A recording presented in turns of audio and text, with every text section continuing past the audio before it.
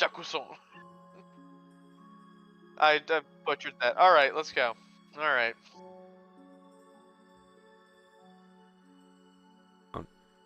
There we go. Okay, fixed it. Yeah, we are now in business. Sorry about that. Hello, everyone. Welcome back to another session of Adventures of Avacia, Heavenless Sky. I am Evil Skyman, aka God, and these are the peons trying to stop me from doing evil things. Say hello, peons. You'll never get away with it. No, we'll get away with great. it. No. I think you might. Love the enthusiasm. I shall rule all of Avacia, but first I must deal with that muscle-bound buffoon Oryx. I don't know. Why me? So Oryx is the He-Man stand-in, and also he had two syllables to his name. Fair enough. It fit the best. Valid. Hello, Wagsy in the chat. Fuck yeah. Anyways, okay. Cool. We're back with. No, not Wags. Whoops. Just doxed him. We're back for session 21. Our adventurers here have finally made it to Norbury, so we're going to go ahead and, unless one of you other people wants to take it from Owen, without further ado, please give the session recap. Alrighty, last session we started off. We got on Susan the Third. That was the name of the ship, the airship. It was named Susan the Third because it is named after the captain's third ex-wife. He's had 3 ex-wives, or not at wives. Were they wives? Legally speaking, they were married. Okay, I didn't know if they were all married or if it was like some of them were just like dated for a while and that. No, okay, they were all married. All right. Yep. Anyways, they were all named Susan. Susan the First was a goblin. Susan the Second was a human, and Susan the Third was a gelatinous cube who he lost down the sink, I guess. He forgot to plug the drain, is what he says. So. We get on this. It's a serviceable ship. It's not the greatest quality, as Ariax likes to remind us. It's no Nylalin built, but we get on. The vice captain, a 4-armed warforged lady named Veronica 45, comes, greets us, and gives us a bit of a tour, introduces us to the 2 other members beyond Captain Emboss and herself. One is McCall. He's the main mechanic. He's the guy who keeps the engine running on the ship. He is a Earth Genasi boy who is, as described, Pigpen from Peanuts with his cloud of dirt. Yeah, it's a cloud of like ash and soot. And then the other one, Lolo, he is the navigator. And he, just from context clues around his office, is investigating ways around or through the storms surrounding Alpheum. Interesting. We also get shown a few other places, kitchen, dining hall, galley, stuff, whatever. And then we get shown to our rooms. There are 3 rooms that we, all 7 of us, split between. So Oryx, Ariax, and Bo share a room. Lorelei and Dwell share a room, leaving Marl stuck with Sagoon, his favorite place to be. It's also interesting to note Marl and Sagoon got the room that does not have the window. Marl does not like being on airships, so that kind of influenced that decision. As we're getting ready to take off, all that sucks, we're settling down. Zadriel is trying to glide. Well, first he tries to fly, but then, he can't because he's still baby and doesn't have the strength or wingspan for it. But he eventually realizes, hey, I can glide, or at least try to. So when he doesn't get enough airtime jumping off the table, he decides to jump out the window. All right, sure, he does. Some other, just small talk. We learned Dwell is allergic to blueberries. Sure. Marl and Sagoon talk about Marl's dislike for airships and to an extent cars, but mainly airships as of this current, as it is. What's the word? Whatever.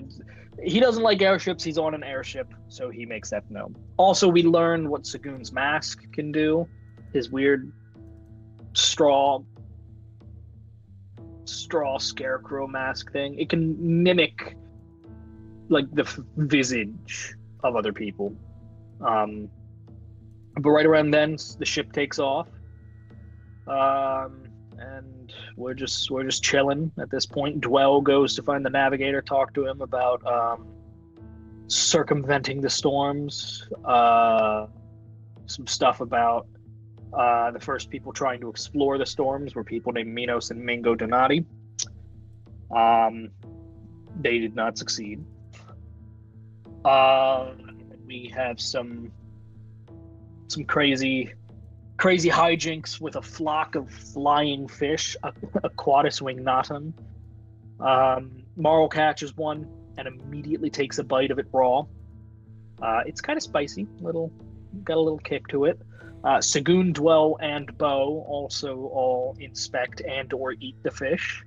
But with us targeting these food source, a corruptor griffin comes on over and attacks us. Probably because we're taking the food source it was looking at. They seem to be ramping up, these griffins. They've started appearing more often. Usually it was just like the little imp corruptors who were relatively common, but now griffins, these larger beasts, are also coming around, at least according to Veronica. Just a basic fight. We do some good work. Marl, being almost purely a melee fighter, decides I'm going to try to do a garp from One Piece and chuck a cannonball at it, and he drops it on his foot. Doesn't stop him from getting the last hit on it as it tries to attack him and run off. But just fun little note. Some hijinks ensue with the handheld cannon Veronica's got. Bo wants to be able to shoot it, but he's just not strong enough to be able to. So Marl and Dwell work in tandem to be able to fire it. And as a cannonball sailing through the sky somewhere, it's going to hit something. Not our problem. Some more talk with Veronica. She's a very interesting individual. She has a beating heart in her chest and presumably a soul from how she speaks. She used to have more living matter in her as well, but she lost track of her brain back when she was Veronica 37. Now she's 45, so happens more often. And we ended it off 5 days until Sagoon's due date. We reach Norbury. They can't land the ship because of, it's an active battleground basically. So they just airdrop us, and we meet up with 2 individuals who take us in, ready to, go work hunting, I suppose. Alright, go ahead and grab yourself a solid D8 of inspiration. Anyone have anything to add to that, or are we good to go? Sound alright to me. Alrighty, okay. Alright, we're gonna open up here. One moment. On the town of Norbury. Move you guys onto that map. You guys are approached as you climb down the ladder from the ship, Susan III. And eventually you guys, as described last session, see 2 individuals in put together in battle-worn armor approaching you. You see the airship above you quickly start moving along again, sailing, flying off into the distance. The two individuals that approach you, as they get closer, you can see that there is a hobgoblin male and a tiefling female. They are both they both beckon you over. The hobgoblin is holding, it has a sword and shield, and the tiefling woman is dual wielding spears. Howdy. Hi. Don't suppose you're the adventuring party that's supposed to be coming to help us out? Yep. We're the hirees. Oh, thank God. All right. Well, good to have you here. I'm Sam. This is Irene. We're part of the Norbury militia. We're here to escort you into the village and get you checked out before you meet with the mayor. Right. Escort, is everything okay?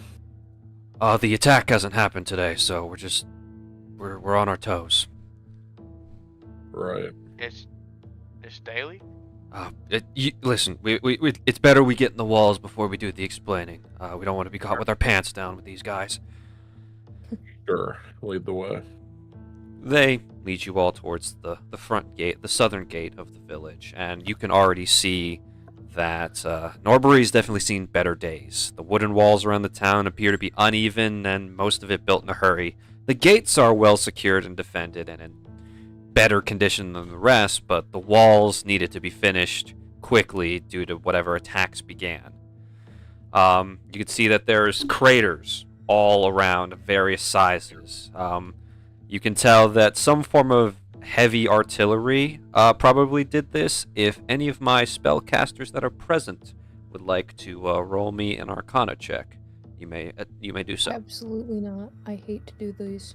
Okay. That's me. I I will. love to do these. Can I do it? No. Aha! Alrighty, so Sagoon and Dwell, you guys immediately take notice that the larger craters were definitely done by a spell of sorts. Powerful one, definitely AoE. You can't tell if it was like Fireball or something of a higher level, maybe Lightning Bolt, you don't really know. Heck, somebody using the spell Catapult probably could have done this if they were throwing the right object, but you can tell that whatever caused it was magic-based. So we've got a spellcaster or something? Yeah, Or- the report said that there was a shaman among them. He's been one of the bigger problems among the attacks. But more on that. That's right. Did remember reading that. Yeah, he's an interesting one. But yeah, you guys arrive at the wooden gate, and you see Irene smack her spears against the door a few times, and eventually the gate does open, and you see a man standing with several other similarly dressed or armored individuals, and I will send his Hero Forge to the chat and show our lovely viewers. This is the captain of the Norbury militia, Leonard Ilzo. And he's a average height human man. His armor is definitely a lot more battle torn than the rest of them. He's like every other militia member you've seen up till now. He's beat up. He's tired. He clearly has not gotten any proper sleep since this all began. Welcome to Norbury. My scouts say you're the adventurers. We are. You've, no offense, I'm sure you've seen better days. I wish. Regardless, welcome to Norbury for what it's worth. Captain Leonard. He holds out his hand. Anyone gonna shake it? Sure, I will. Gives you a big, firm handshake, but you can definitely see that this man is exhausted. He's putting on a front because he's basically the last line of defense for the people here. Name's Oryx. We're Team Overtime. If you guys want to introduce yourselves. Yeah, I'm Bo. Nice to meet you. I'll stick out my hand to shake it. I'll shake your hand too. Nice to meet you. Dwell Donati. Oh, donut. Roll me deception. Pinch of At disadvantage. At disadvantage for a that's specific super reason. Fair. Oh, Jesus Christ. Oh, Jesus Christ. 13. 12. He like Yeah. narrows his eyes. You wouldn't happen to be related to Lazuli Donati, would you? I'm not related, no. Deception. Disadvantage. Technically, I'm not telling a lie. You are legally related to her. Oh, Jesus. Oh, no. He narrows his eyes at you, but he's holding his tongue on something, and he turns to whoever's next to introduce themselves. Segundo here, and I give him just a little wave. He gives you a slight salute and turns to Marl. Marl. Right. Well, we're glad to have help here. Honestly, we could use it. Follow me. And he starts leading you down the path towards the center of town. And you can see that overall the inside of the town seems to be relatively okay. There's a couple of buildings that appear to be crumbling, but other than that, everything seems fine. What you do notice is the populace has not been evacuated yet. And villagers are clearly hiding in their homes, or if they are outside, they're trying to quickly move between buildings for cover. There's no hiding this. You see that in this section right here, this tower-looking building, Dwell, you would recognize this as a similar design to the Mages Union for research facilities that you've been to before. This is the Mages Union branch in Norbury, and it is the only building still in pristine condition. That might have something to do with the fact that you see about 6 mages currently surrounding just the building with a barrier, and they are currently reapplying the runes to the barrier. You see Leonard narrowing his eyes as you guys would walk within view of that thing, and he just seems to quicken his pace as he like seems to get fed up looking at it. The attacks have been happening daily for the past several weeks at this point. At first it was minor things. A couple of, maybe 1 or 2 of them would sneak in and try to get to the center of town to get to their target, and we would stop them. Luckily, 2 of them were not easy to handle, but they were still a challenge. About 3 weeks ago, the attacks happened in earnest.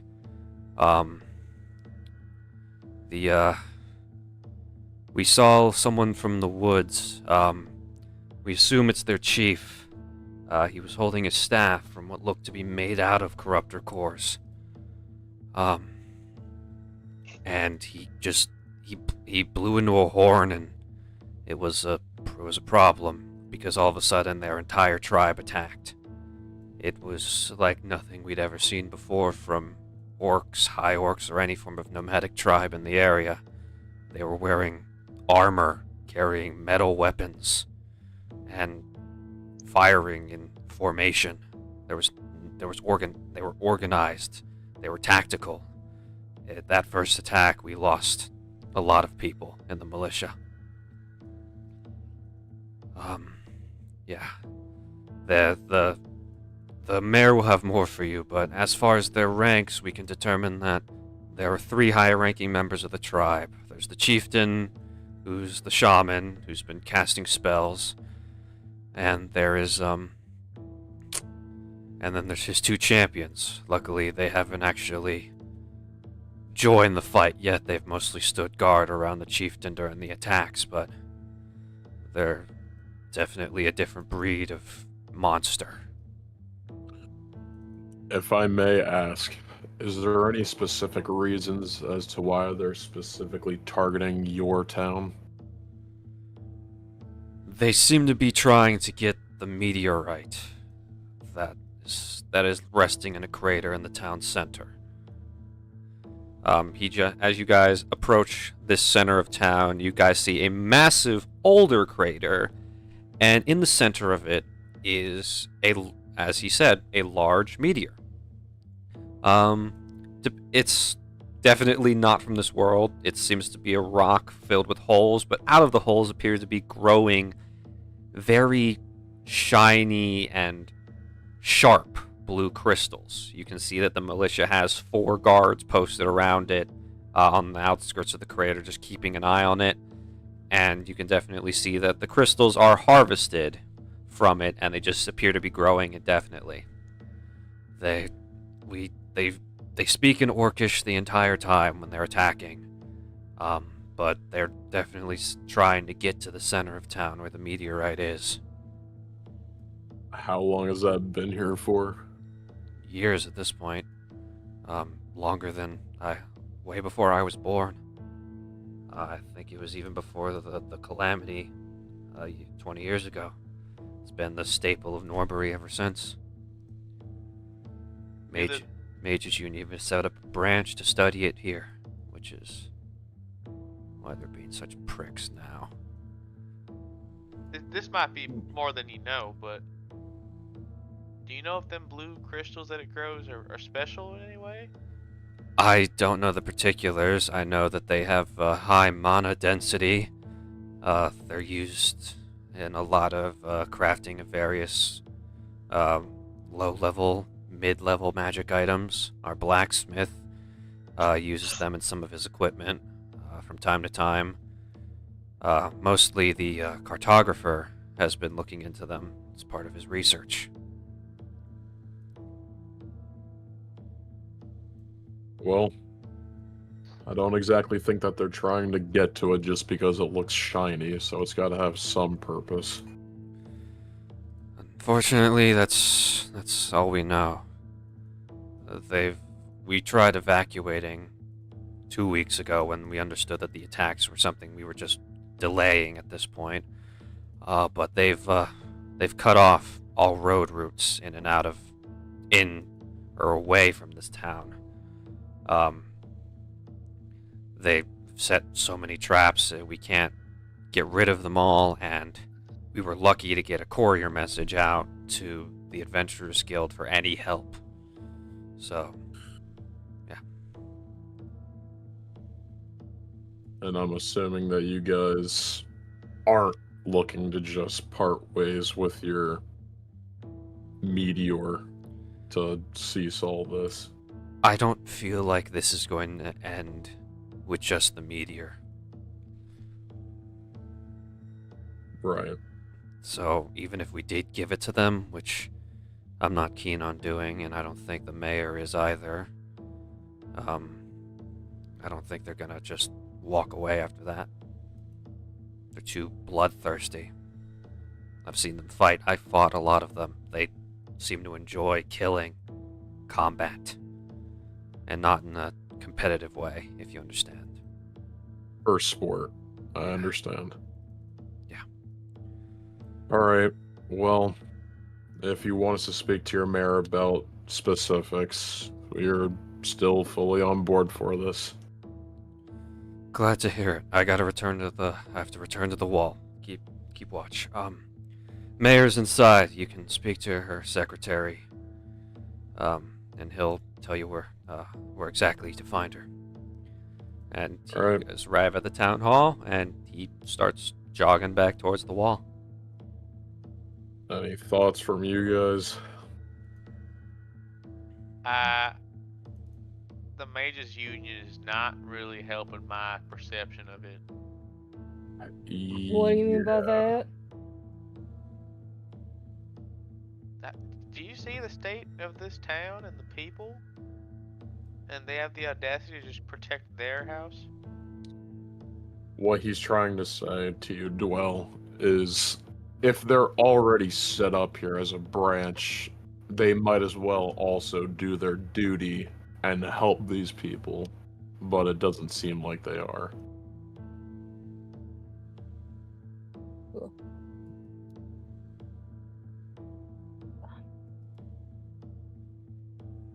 I'm interested in the meteor. That's all you have to say about that matter. I'm choosing to look past it at the moment and thinking about the meteor. Alright, whatever. Anyways, yeah.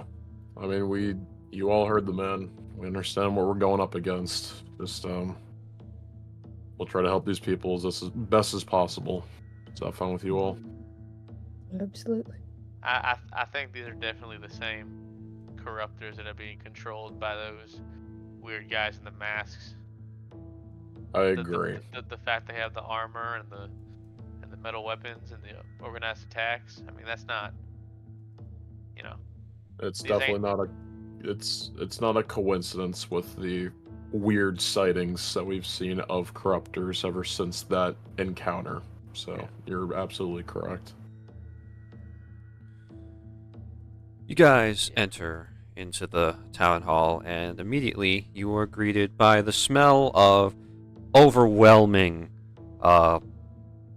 greenery, is the best way I can describe it, as the entire front area, the waiting area, and the desk has plants everywhere. And you almost don't see this person, but if you look closely, sitting behind the desk is a dwarf.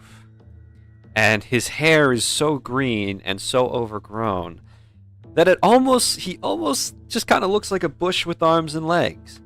But this is the secretary of Norbury's mayor, Lucas Green.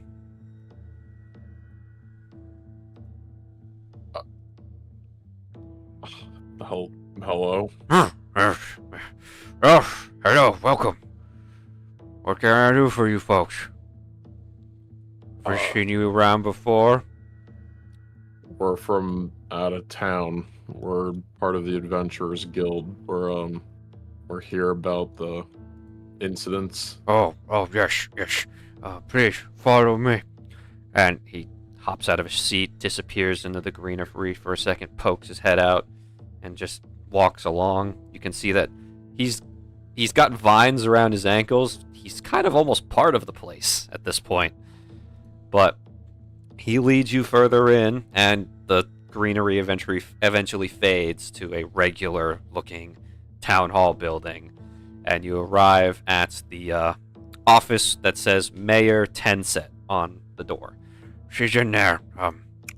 Do your best. Do your best to be courteous. She's been under a lot of stress lately. I'll be going to my desk now. He waddles away. Thank you. Okay. Interesting. Guys ready to get yelled at? I guess so. Open door. Open sesame. Open sesame. You guys open the door, and you don't see anyone sitting behind the desk, but this office is a goddamn mess. There are documents everywhere. There's no organization.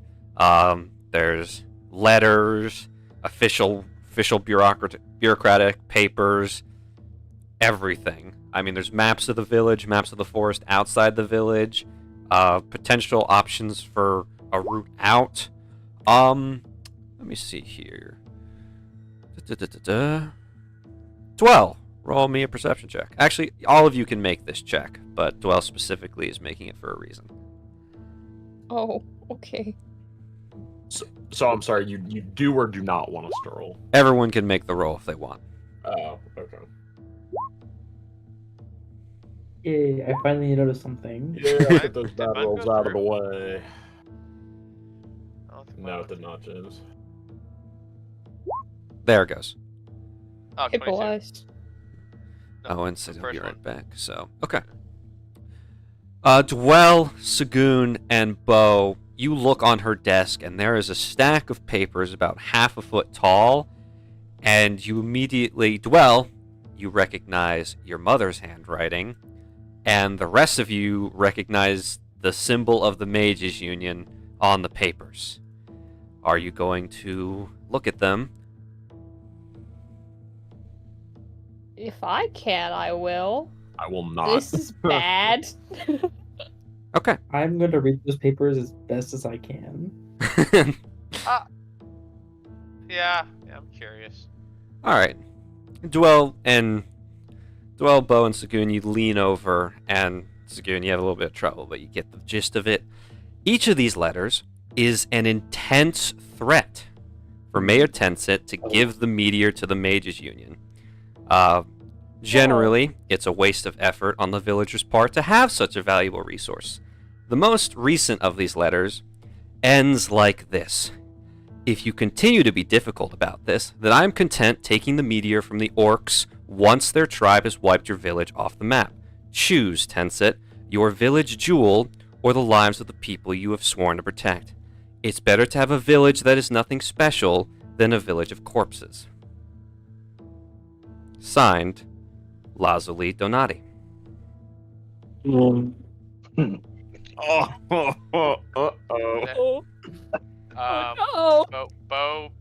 Bo's gonna kind of sniff, and then kind of look away. You guys now would look over the desk and see a very short woman kind of buried under the pile. And she's dead asleep. There are bags under her eyes, just like Leonard's. She is definitely exhausted. And I introduce to all of you the mayor of Norbury, Elia Tenset. A halfling woman, as you can all see. And she is sound asleep, clearly exhausted. She definitely didn't mean to fall asleep. She clearly passed out from exhaustion.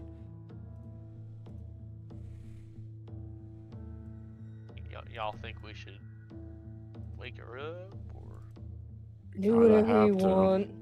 I don't care. All right. Achoo! I'm gonna completely fake sneeze as loud as I can. You sneeze, and Ilya jumps up in her seat, and she's like, I have visitors. My apologies. I did not mean to fall asleep. I'm so sorry. Welcome. Oh, my office is such a mess. Oh, you folks are new. I see the badge. Are you all members of the guild? Have you come to help? We are. Yes. Oh, thank goodness. Thank goodness. It was... Oh, it's such a relief that someone finally managed to get out here. Yes, I offer you a seat, but we had to use the chairs, or a lot of the chairs to build the wall. Well, welcome. I'm Mayor Elia Tenset, and I do my best to run things here. I'm sure you got the gist of things from good old Leonard. Do you have any other questions for me about the situation? Do they strike at a pretty periodic time? That's actually a really good question. Luckily it seems that unluckily actually, they're a bit random, at least with their timing. We've narrowed it down to probably from around 10 a.m. anywhere to 4 p.m. So anywhere within that range. They haven't attacked at night in a long time, but we've still had guards around the clock just in case. What direction do they prefer to come from? All of them. All of their attacks are from all directions. It's why it's so hard to determine. And every single attack, the chieftain and his champions are in a different cardinal direction from the village. They're smart. They all retreat in the directions they came from.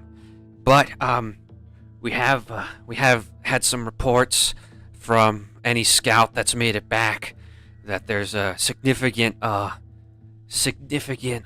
lack of corruptors in the northern region. So we're assuming that the tribe's been hunting them down to keep their own camp safe. So we can assume that they're probably that way, but we haven't had the manpower or anyone strong enough to go out and look yet.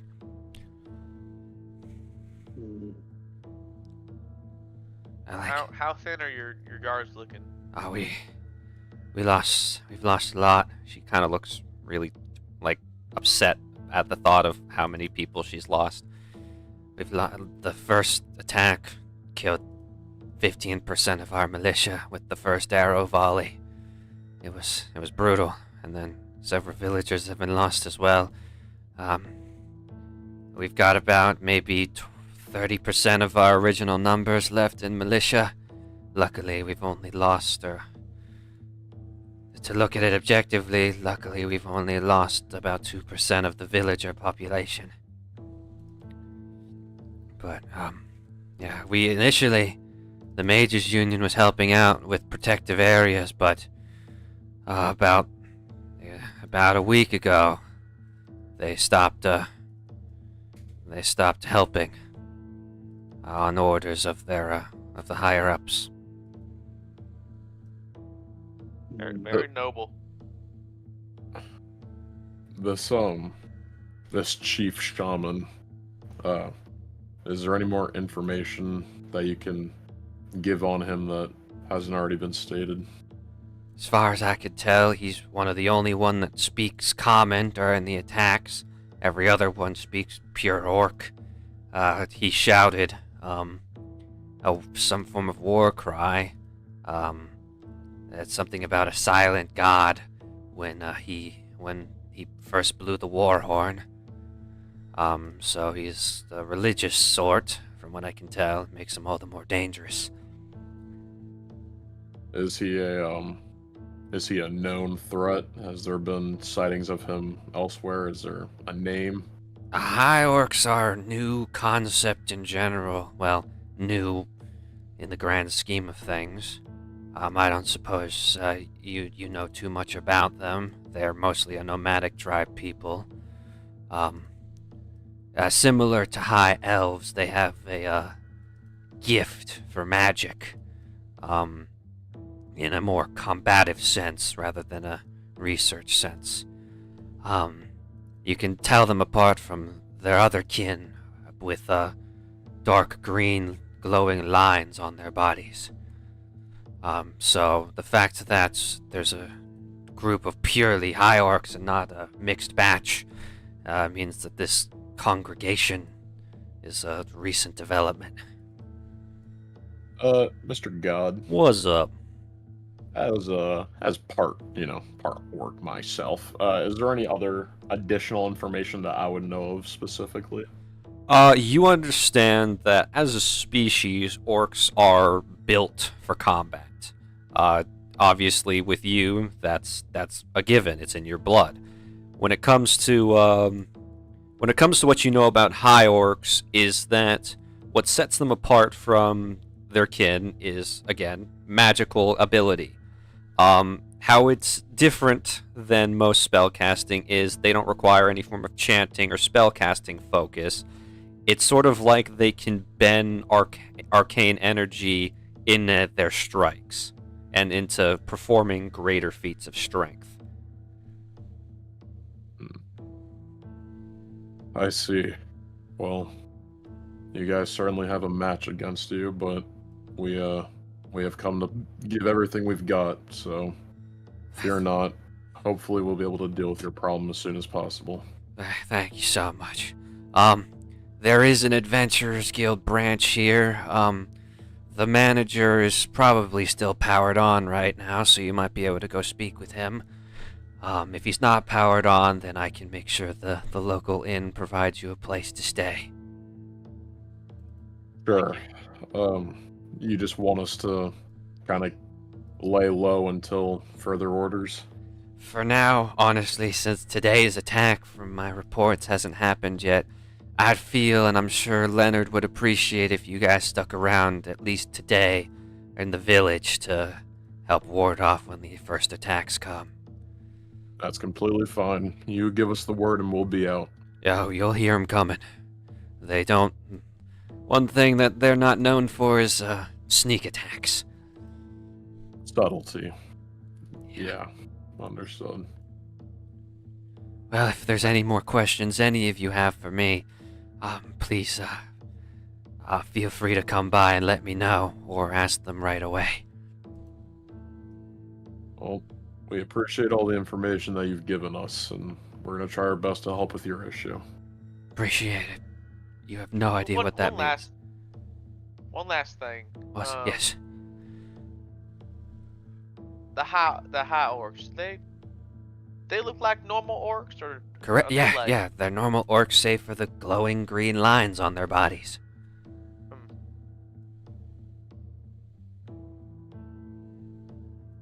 And one of them had a corruptor horn. Well, no, their chief had a staff made of corruptor cores. It was terrifying to look at. That is very concerning. But don't worry, we are pretty adept at dealing with corruptors at this point, so you've got some experts for you. Good. The captain theorized that they're coming for the meteorite, but if they don't need chanting and certain casting, what would they want it for? Would you have any idea? I don't know. I've had plenty of offers over the years for people to take it from the village. I haven't accepted for various reasons. But they just, I'm assuming there's something about their tribal needs that want it, or something has made them believe it belongs to them.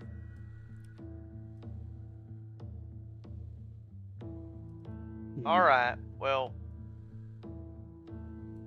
try not to go crazy in here, alright? It's a long due for that, unfortunately.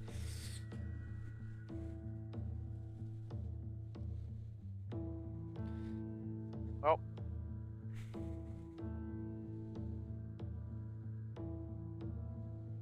You guys head on out? Just gonna, yeah. Alright.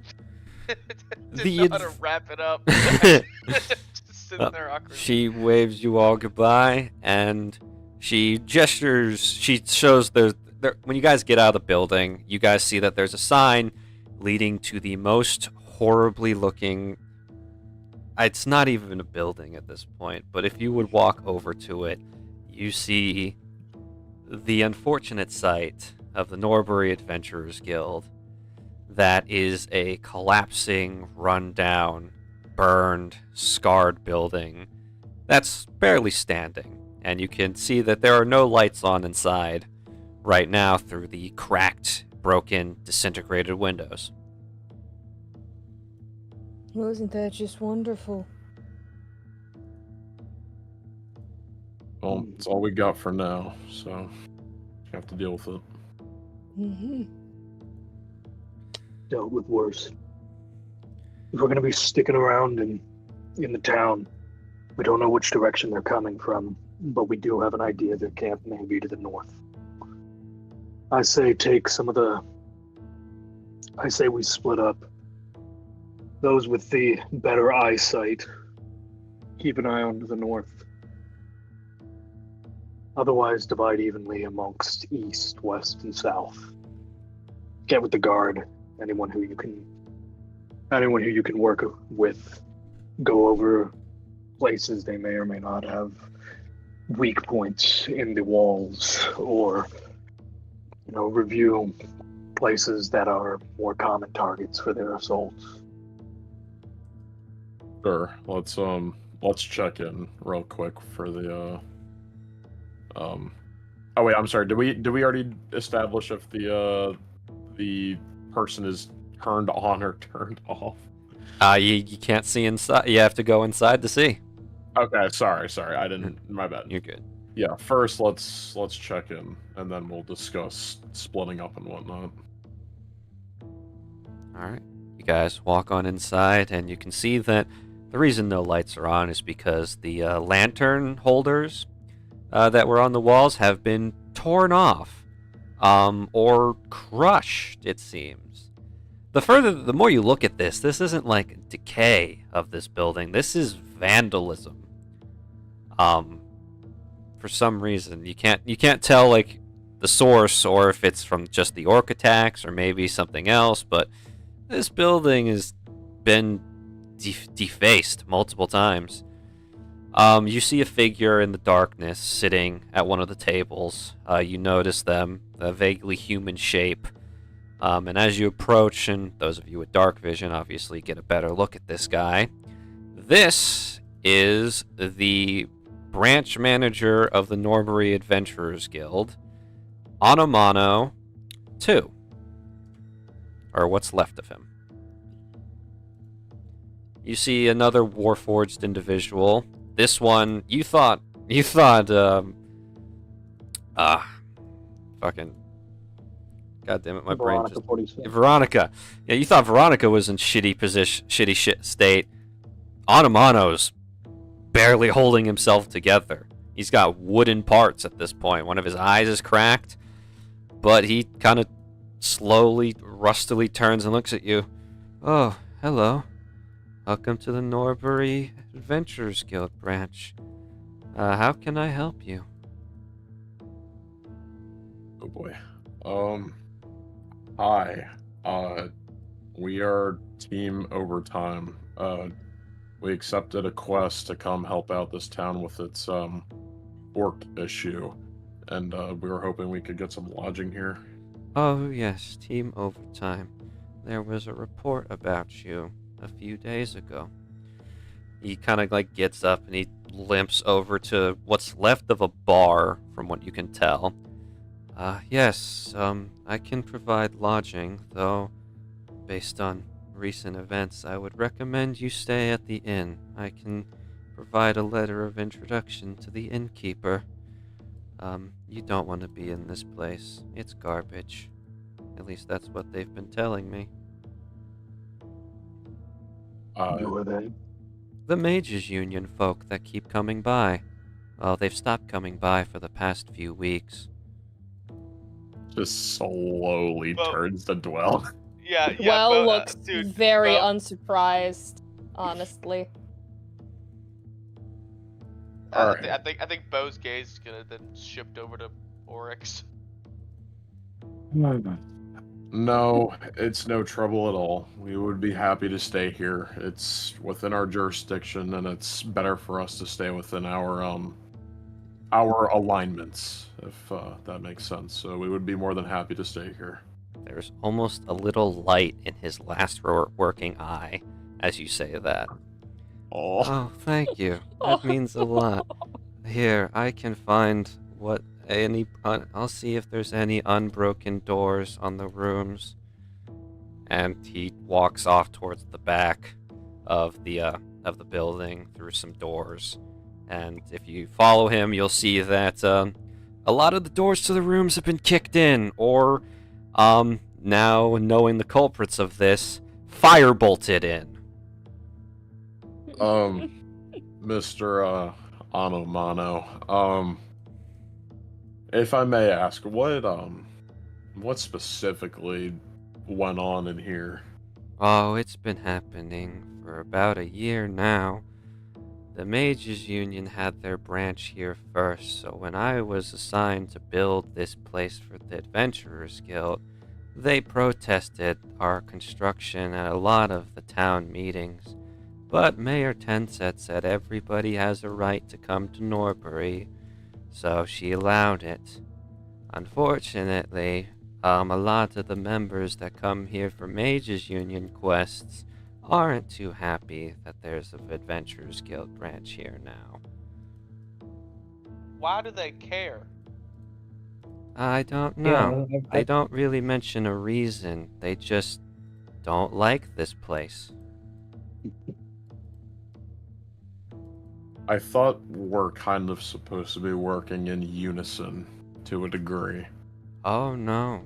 The Mages Union, from my records, has been stealing jobs from the Adventurers Guild for ever since the founding of both companies. Alright, well that explains the building, but why do you look Oh, since the building doesn't have a lot of funds coming in, I haven't been able to perform proper upkeep with funds. And I have not bothered the Guildmaster with such trivial matters, so I have not requested a raise.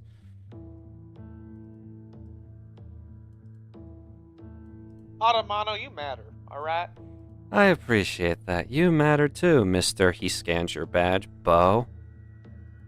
Don't listen to them stupid mages unions, alright? I usually turn off my hearing and get under the table when they arrive, so I don't listen to them anymore. Anyways, enough about me. What mission are you guys here for? You know, the one affecting your entire town. No offense. Right. My apologies. A memory chip has been stuttering. Regardless, it's good to finally have you all here. I hope I can provide as much help as I can. I was once an A-rank adventurer, you know. Then I retired. That's so. Yes. Well, I'm sure you could still put up a fight or two. Unfortunately, wooden parts don't go well with my particular set of programmed fighting styles. What type of adventure were you? Oh, I was considered a stealth-based one back when the guild first started. That's cool. My particular talent was invisible fire. Invisible, huh? It's a mixture of chemicals, and he opens up his good remaining metal hand, and you see a few like pipes appear out of it. And at first you see a little flame light, then something starts to spew out of the second one, and the flame disappears, but you can still see the heat lines coming from it. Yep. I could take out entire raider camps with my ability, and they never even know what hit them. How come you stopped? Oh, the guild needed more managers, and I figured it was time for an old warforged to retire. I see. I think you deserve better posts than this. Oh, it was a And wonderful post when I ask for a first built raise. it. When I first built it. Listen, once we deal with these stupid orcs, I mean, I don't know if you guys care, but I kind of want to put a word in for Automano at the main guild. Absolutely. This is ridiculous. Thank This is you so unacceptable. much. Though you don't need to burden main office with this. I have to keep this place running, and I have been doing just that. Adventurers work through all adversity. Damn right. Anyways, All here right. are the last few rooms that don't have broken doors. And he leads you to, like he said, there's no broken doors, and it appears that the reason that they're in the way back of the building, but they seem functional, save for the lack of light. Well, these will do. Thanks a lot. No problem. Is there a fee that needs to be covered? As members, you have no fee required. Great. Well, Should we like tip on a mono? Oh, Is there no tipping need here? for tipping. well, our tip is going to make sure that you're able to get the proper funding you need for this place when we get back. I appreciate that. Thank you, scans your badge. Oryx. No problem. If you need anything from us in particular, you know where to find us. Sounds good. And he hobbles back towards the front. All right. Well, I don't necessarily know if we need to discuss rooming. I don't know how much sleep we're necessarily going to be getting, but just pick a room. Doesn't matter to me. I'll go wherever. I'm opening the nearest door and slamming it shut. Going inside, slamming it. That was expected. I will follow Dwell. You try to... Orson gives a salute to Sagoon. Sagoon, do you try to open... Well, the doors unfortunately can't lock, so... Do you barricade it, or are you just letting Sagoon follow? No, it was more of just a point to just slam the Dramatic door. exit. Yeah, got it. Essentially, Dwell's just being a dramatic little bitch. Luckily, the rooms can suit too. So, Sagoon, you see Dwell in the room. Dwell, what are you doing? Probably just standing there, honestly. Okay. Looking very, very, well, I wouldn't even say upset, just very, I don't know, definitely off. I'd like you to roll me history. Oh no. I'm making Dwell do a lot of rolls tonight. This is fun. Oh, excellent. Thanks. Oh, Dwell. okay. This entire situation, specifically with Anomano, has made you recall something from back in your academy days. A while back, you heard several groups, just in passing in the hallway, mentioned the Rust Bucket punching bag of Norbury. Oh. Oh no. It doesn't take much for you to connect the dots.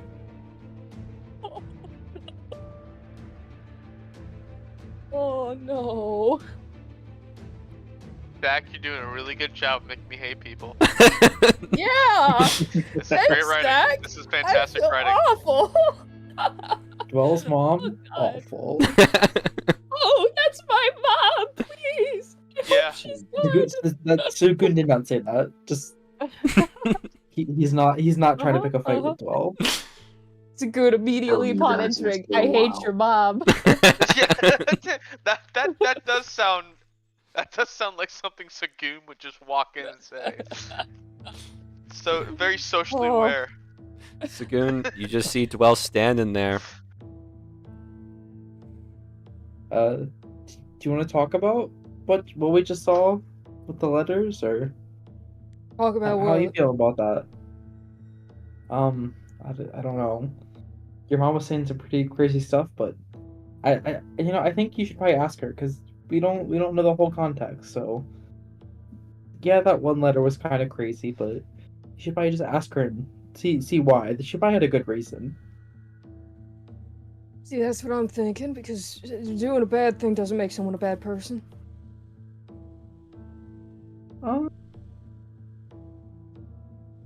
Sure. But definitely get some clarity from your mom's side of things. Because maybe she didn't do a bad thing. He couldn't have, no.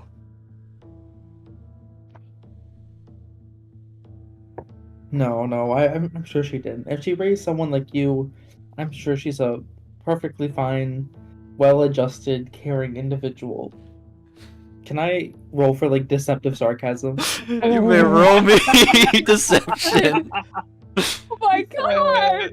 Deceptive sarcasm. Oh god! Oh boy. Please fail. Please fail. No, Dwell, Hey. you may roll me insight to see if you pick up on Sagoon's sarcasm. Good. Oh my god, Dwell, stop rolling shit! Dwell, you think you agree with that? She raised someone like you. How could she be a bad person?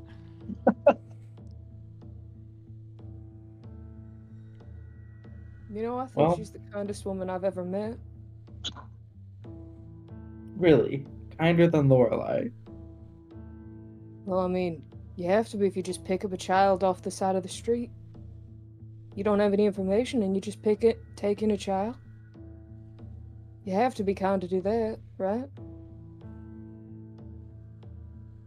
And I can't argue with that, but you know. What if it's the only kind act she ever did?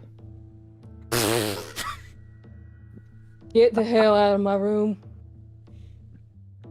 It's just a hypothetical. Get out. I don't care what you're trying to say. I don't care what you're trying to pose. I don't want you here.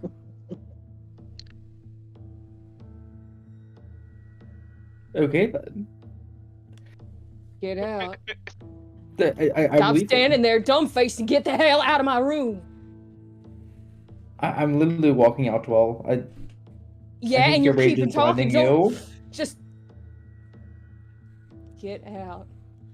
The challenge is Seguna's already like 5 feet outside of her door. The challenging aspect That's of a just broken building is the walls are very we're still thin. in the hall. Every one of you heard Yeah, the entire y'all are hearing conversation. everything. All right, everyone, just get into a room and just relax. I'm gonna go do some information gathering around the town, see what we're working with. All right, sure, just yeah, it's fine. Yeah, and he will leave the guild hall. Okay. You pass Anamano, who's returned to his position, sitting at one of the only remaining good tables.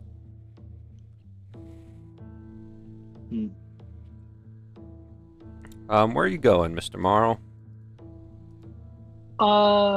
First he's gonna see if he can crack down Leonard.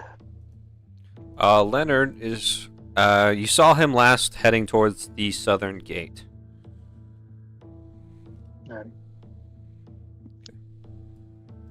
Alright. Then I'm heading to the southern gate. Alright. You can kind of see that the guards are in rotation. They have like groups of 2 in multiple like rounds and positions circling the inner wall. Just kind of like looking out every so often, making sure no one's breaking or sneaking in or setting up any traps. And you can see Captain Leonard just dishing out some orders for the other guards that are like posted up at each of the gates. I'll wait until he's done with this set of orders and approach him once he's finished. You approach him and he looks at you. Goes, oh, hey, how's it going? Attack hasn't happened yet. We scouts saying they haven't seen any of them outside. That's good. Yeah. Wanted to get some info from you, see what we're working with here. I'll help in any way I can. The mayor said you're down to what, 30% of your base militia? Yeah. How thin you spread out? Who's where? We've got 4 guards at both gates. We have about 16 circling the walls at all times. And then we have 2 guards in each of the towers.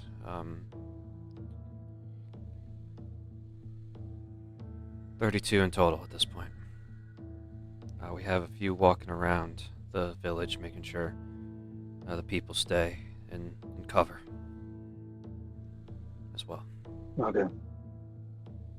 And then, of course, you've got the guards around the meteorite in the center of town. Yeah, them. They're set to abandon their post if any attacks break a wall, though. So. Yeah. Which walls are looking the weakest right now? All of them. Like you've probably heard, they attack from all sides. They batter and just crush the wooden walls that we've had to start taking apart furniture, some unnecessary buildings to get the materials to fix them up again. You notice any patterns for which ways if they attack from all sides, they need to attack from one first? Well, I mean, usually we see the ones where the chief is coming from first. Last time he came from the south. There's no foreseeable pattern. He's been unpredictable. He did north twice over 2 days. He did south, west, north, east over the course of a week at one point. Last week he came from the north. Or yesterday he came from the north.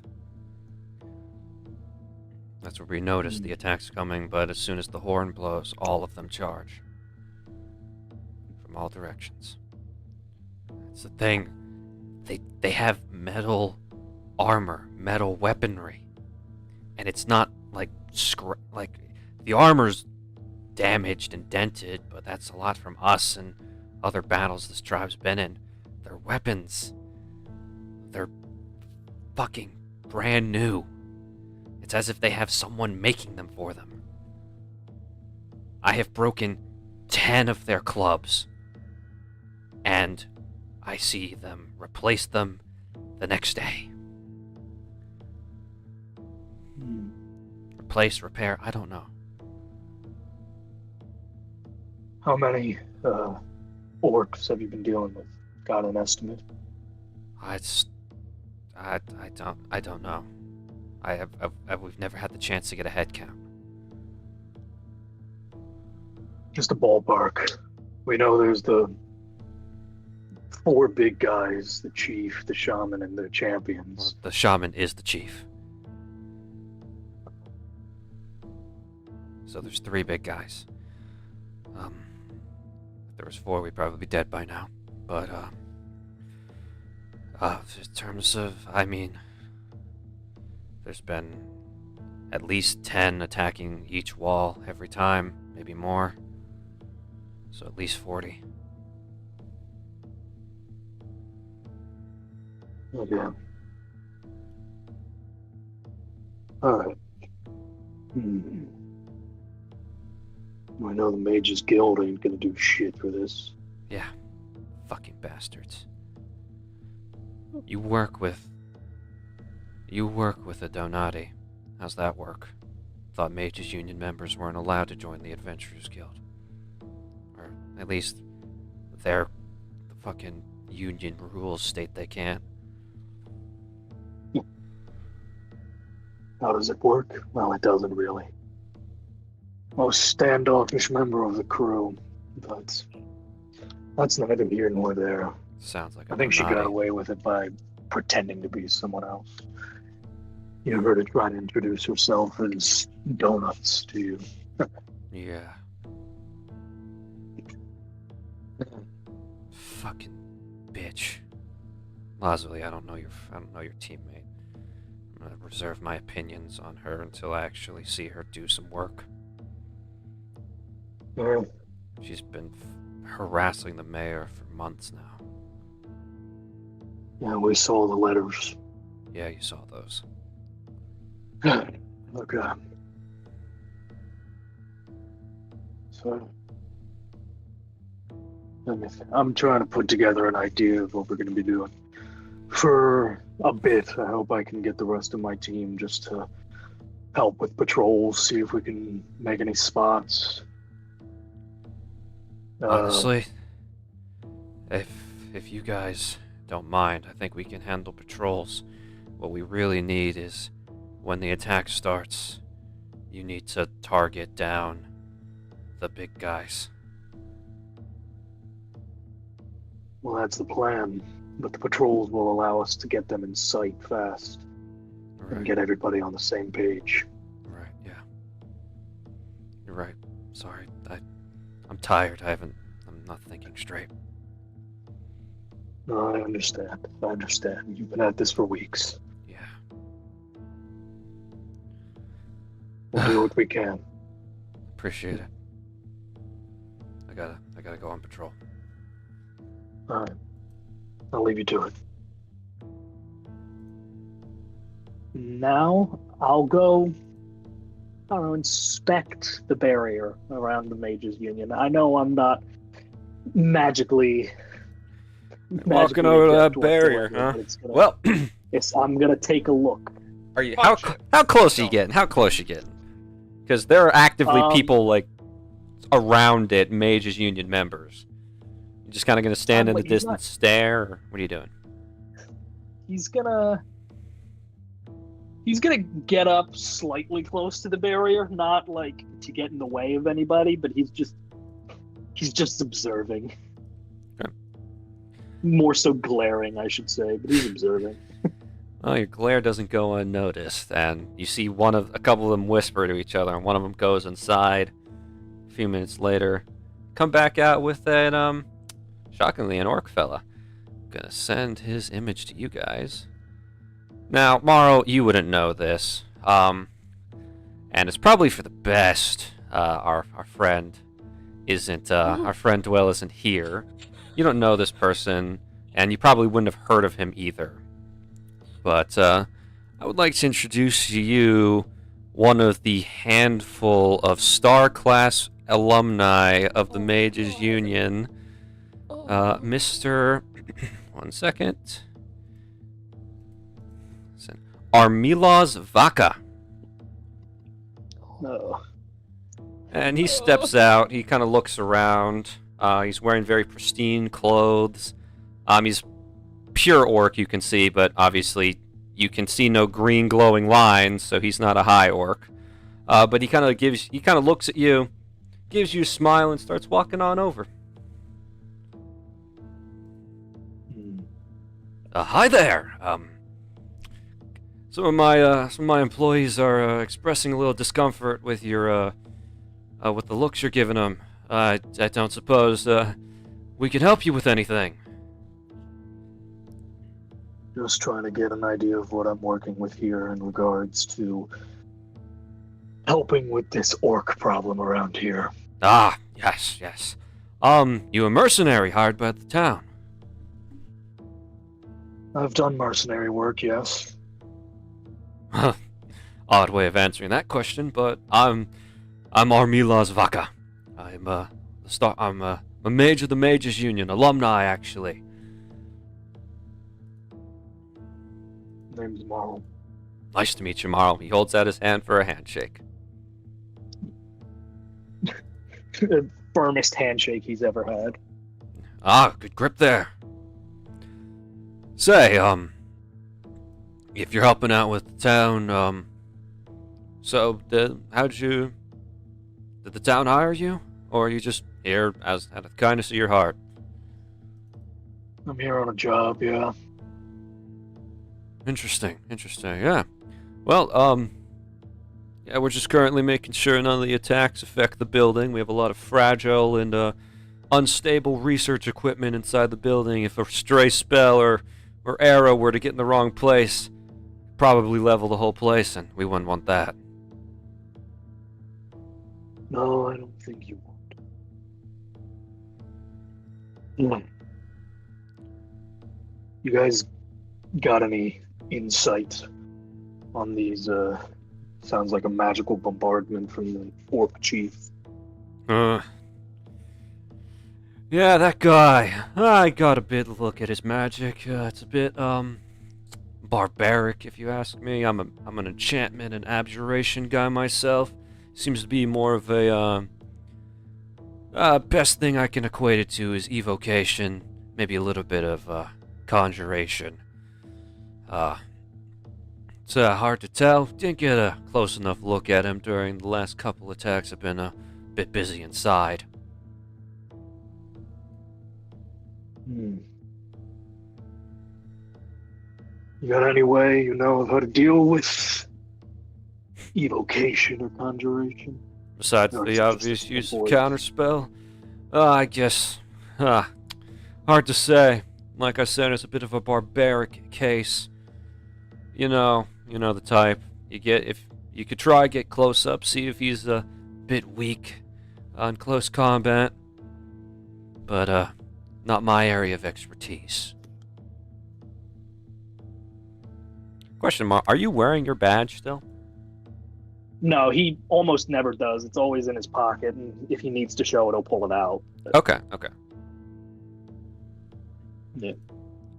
Yeah, so, I can confirm my employees are just doing their jobs. I don't suppose you wouldn't mind, not, giving them the stink eye. I'll leave you guys be. Appreciate it. Thanks for the info. I'm gonna go see what else I can find out about around here. Nope. Yep. Best of luck to you. Good luck not destroying the entire city. That's what we're here for. Alright. Gonna transition over to the rest of y'all. We know Dwell's pouting. Yeah. Oryx, Bo, and Sagoon. What are you guys up to? Oryx is just very calmly, putting his stuff down in this really, really shitty room. He seems to be very much at home. It's an upgrade from a box. You, this what you call home? Oh yeah, it does the job. I mean, it's better than the streets. There's a roof over our heads. Warm. That's all you need.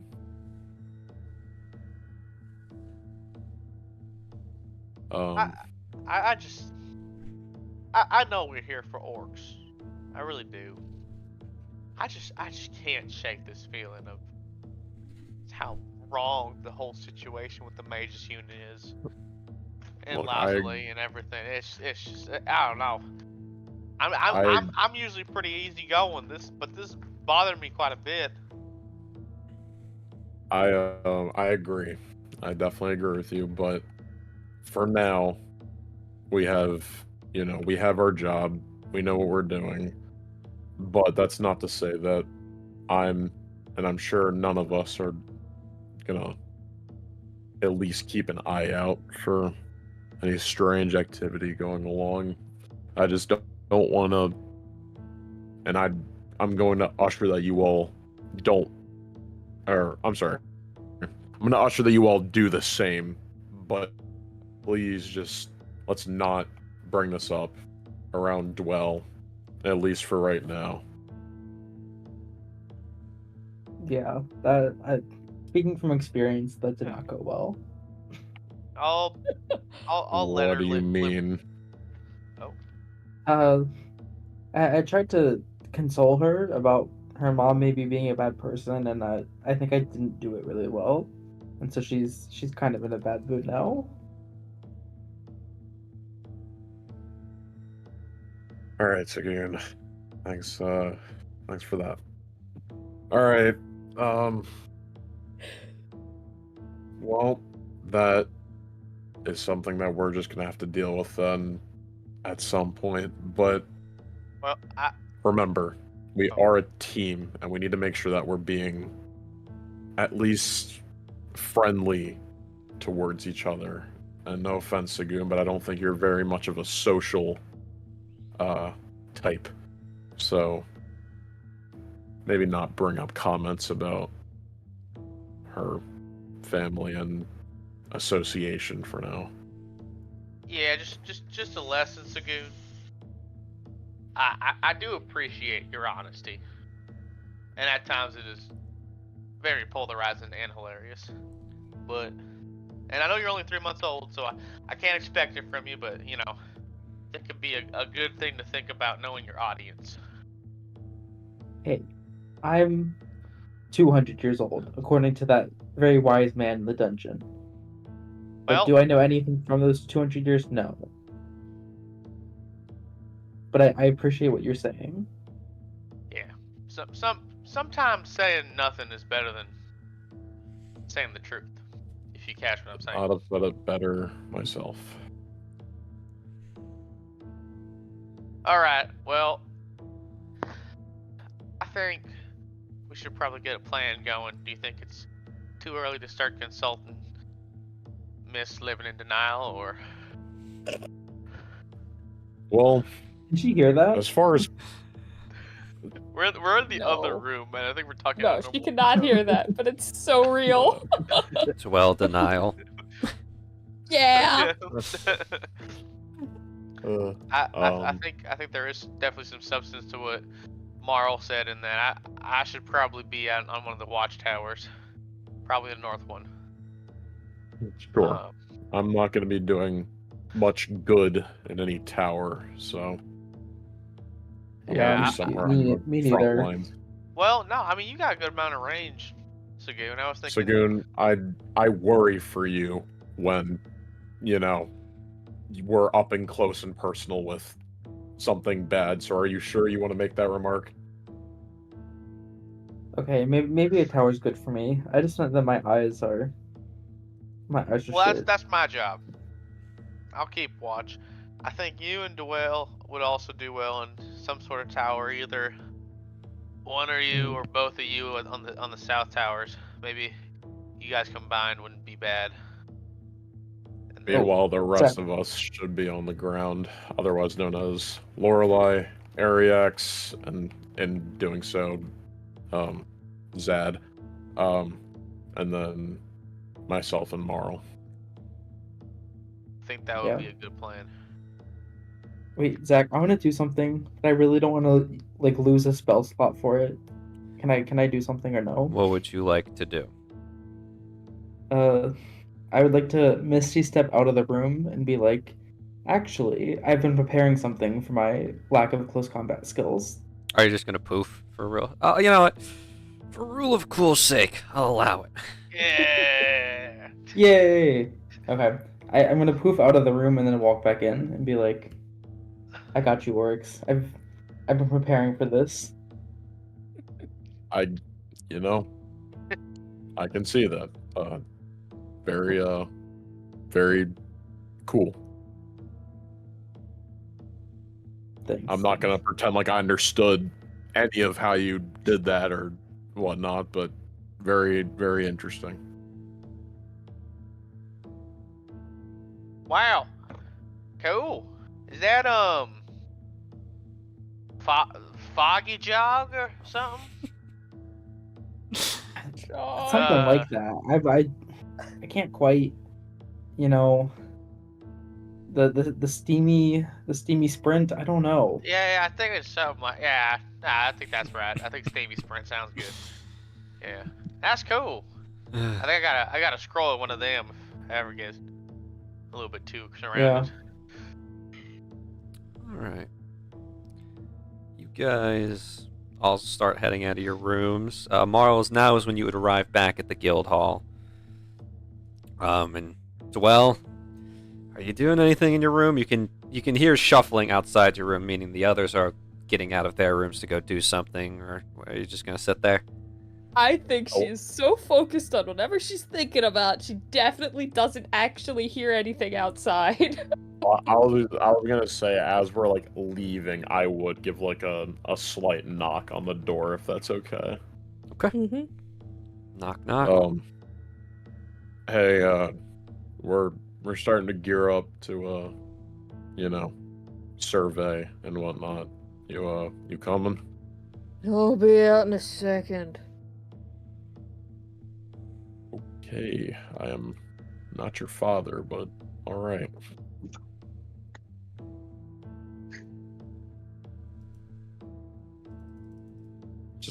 You'll just wait in the hallway. Oh. just like holds like his finger up to everyone, just one second. You were gonna be waiting some time. I'm gonna whisper shout, sorry. A couple minutes pass. Well, how long you taking? Man, I don't know. Honestly, I need an answer. Stuck. Stuck. At least 10 minutes. At least 10 minutes. Oh man, what? Oh, you have one of the blue crystals that's really magical from the meteorite? Well, you hear that? That's really cool. Yeah, the Mages Union gave us a bunch of the crystals to look at and research. I love them. They're really cool. Wow, I bet No, you they there's did so not many shut your hidden mouth. secrets in these crystals. Well, I'm gonna politely ask you to please come out so that we can continue doing what we're doing. What do you know about a man named Armilos Vaca? Well, that is one of the strongest enchantment and abjuration spellcasters in Alphium. You may. Alright, now did you read about this or how did you find out about him? I asked him about what the chieftain's magic was using. The chieftain dude's using evocation and conjuration magic. You're the magic expert here. Class? I'm out here and we can talk about it. Give you guys all the information I got and we can plan off of that. Congrats! Yep. Coming out. The plan worked. Well, you step outside. Aw, man, you just missed the rock. Yeah, they disappeared as soon as you left your room.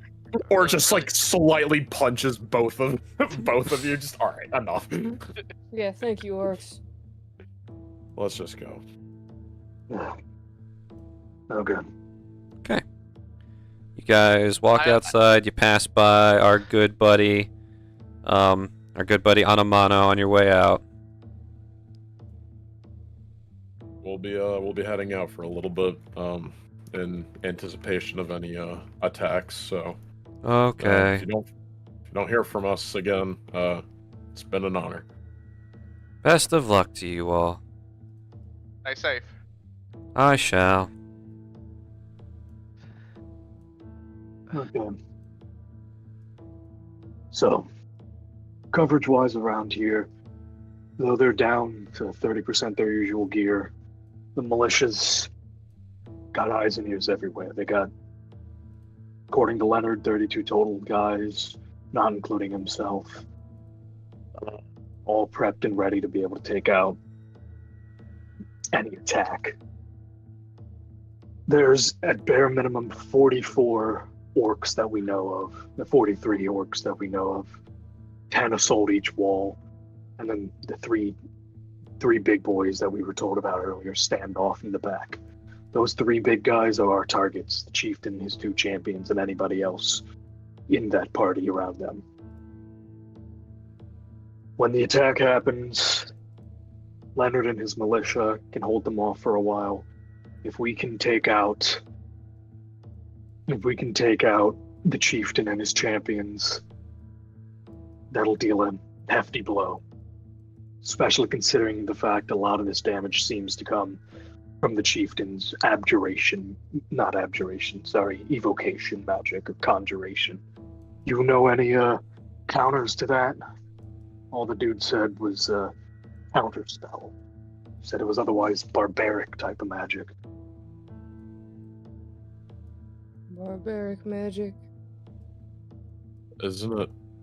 Alright, never mind. No. I was gonna sound extremely ignorant, and I'm not gonna continue that because I'm gonna get yelled at, so I'm gonna... No, now I'm curious. Come on. How ignorant are you? Isn't it all just kind of the same? Fuck. No, it is not. I can write you up a detailed diagram, but I don't even think you'd read it. Alright. I'm gonna brush that one off.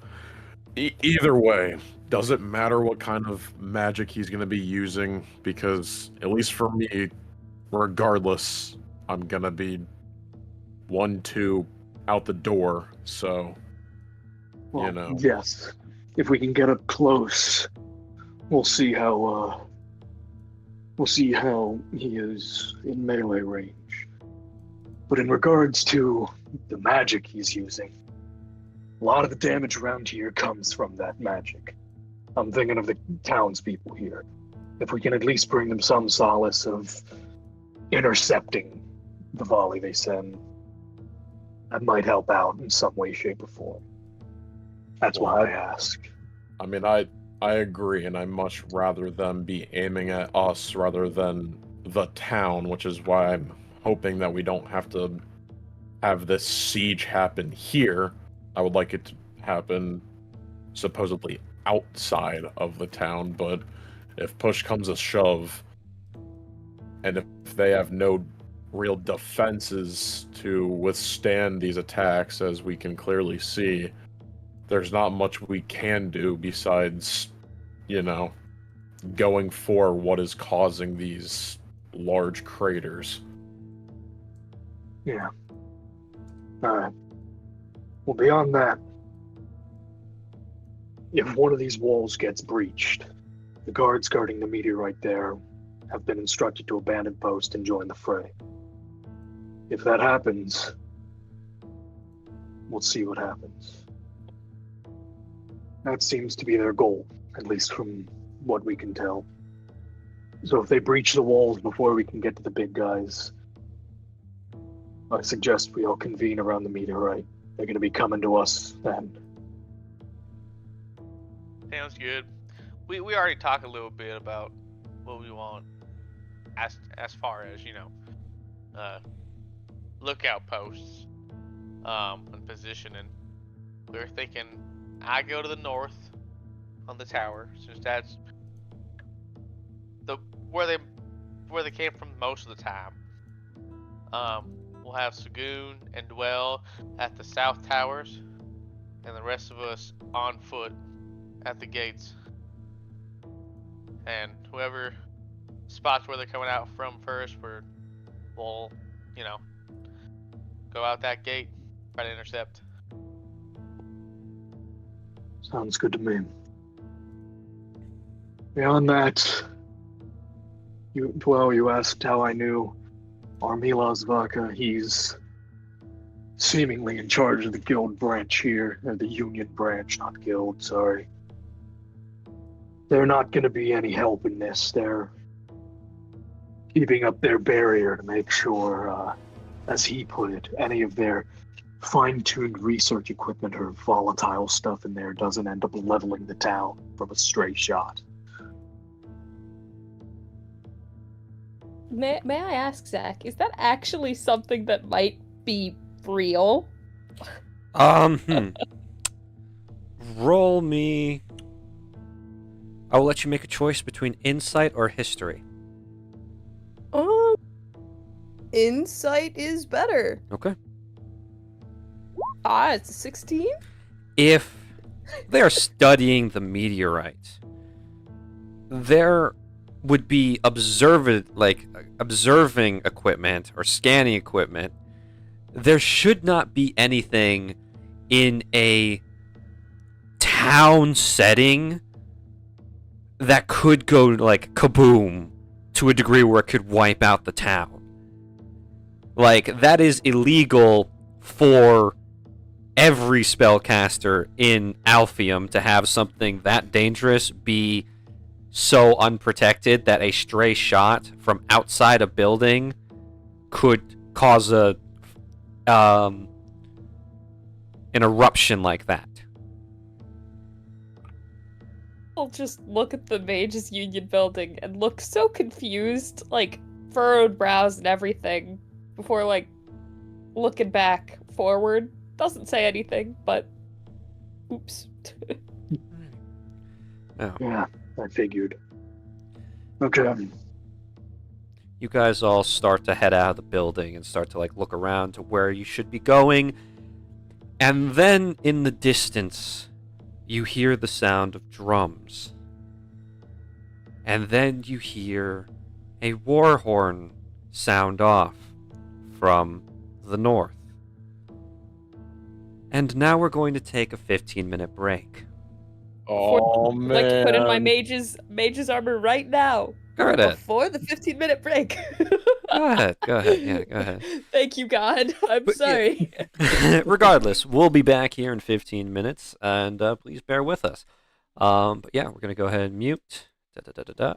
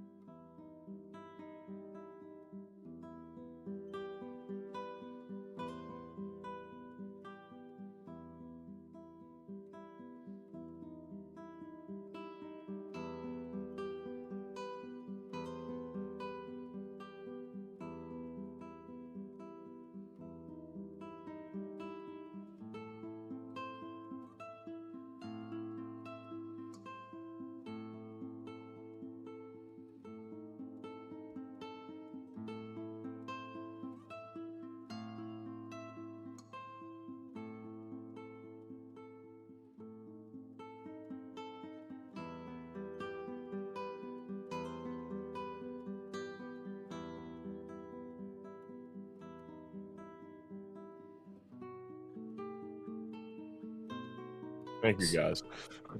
Hello, everybody. We have returned, and we're back in business. And I need to change up the music because the war horn has sounded. The orcs are attacking from the north. Garrett is a classic mimic gimmick.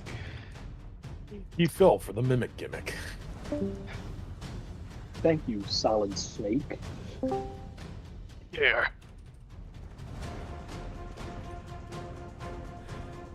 Sure, players and audience have music, but regardless, okay. You guys see that you guys can actually see through gaps in the wall. The orcs are charging from all around, but you see up on a hill from the north, you can see 3 figures. You're not really getting a good look at them from the distance, but you can tell that they stand out from the rest. What I can show you right now is the orc warriors that you're dealing with. Show the audience. These individuals are high orcs, obviously. You can't really see the green markings that were spoken of earlier, but because of the armor they're wearing. But they are fully kitted out in metal armor. They are wielding shields and finely crafted studded clubs. NPCs and enemies. These are the grunts, the orc tribe, and they all also carry bows. As stated before, they have ranged options, but right now they are charging from all sides. But you they got bows? I'm scared. You can see that they are charging. You guys heading up north, you can see that every other guard is in position for defending the walls on the other sides, and obviously the northern side. You see Leonard running across the field, away from you towards the northern side already. Yeah, I'm sprinting as soon as I heard those drums. Yep, same here. Alrighty. Yeah, you guys arrive at the gate, and you can see a group of 1, 2, 3, 4, 6, 7, 8, 9. Wait, 2, 3, 4, 5, 6, 7, 8, 9, 10. 14 orc warriors standing between the gate and the 3 outfitted individuals who has joined us. Ryan. Right, guy. Welcome to the party. You might be driving. Regardless. Garrett, you no longer have to control area X if Ryan's around. Fully. Yeah, you. But if he's muted and driving, be prepared. I can make my own goddamn decisions. Also, I didn't know I was muted. Are you driving, Ryan? Yeah, I'm driving. I'm on speaker on my phone because it's just better quality voice-wise. Okay, all right. Do you have an ETA for us? Like 8:30 our time, Zach. 8:30 our time. All right, 42 minutes from now. Okay, all right. Oryx, I'm sorry. You'll be rolling and moving Area X around. Oh, great. I'm just a puppet now. Yeah. But regardless, I will now show you guys the orc champions and their chief. The first up is the 2 champions, and I will not name them yet. I will not say their names out loud yet because obviously you haven't heard their names. But the first individual is a refined gentleman, wearing mostly lighter gear. Most notably, he's got bracers made of what appear to be some form of animal bone and strong leather. His belt has a glowing sun gemstone, and he's wearing a very odd volcanic stone necklace. This is the first of the orc champions. Oh, man. He looks so stupid. He looks stupid. I thought to bash his head in. Wow. Damn, alrighty. That's charged. That is, wow, okay. Hey, yo. Alrighty. Thanks, Bo. I hate this guy. I'm sorry. Yeah. That was James. That was not Bo. That was James. Bring Bo into this. Don't bring Bo into this. Okay. The second individual is wearing more armor, and he carries around a large, sharp halberd. His face is covered up by a helmet, and his armor, unlike his brethren, is not fully made of scrap and clearly of a finer steel. This is the second orc champion. And last, but definitely not least, the biggest problem you guys are going to be facing during this combat. The Orc Chieftain himself, wielding, as previously stated, a staff entirely made out of corruptor cores glowing with a black and white flame. The Orc Chieftain Shaman. Damn. This dude's a hippie. He's kind of like him. The difference between the first champion and the chief. Yeah, James hates the one that looks serious. The one that looks like, like the luscious one is like, oh, this guy's awesome.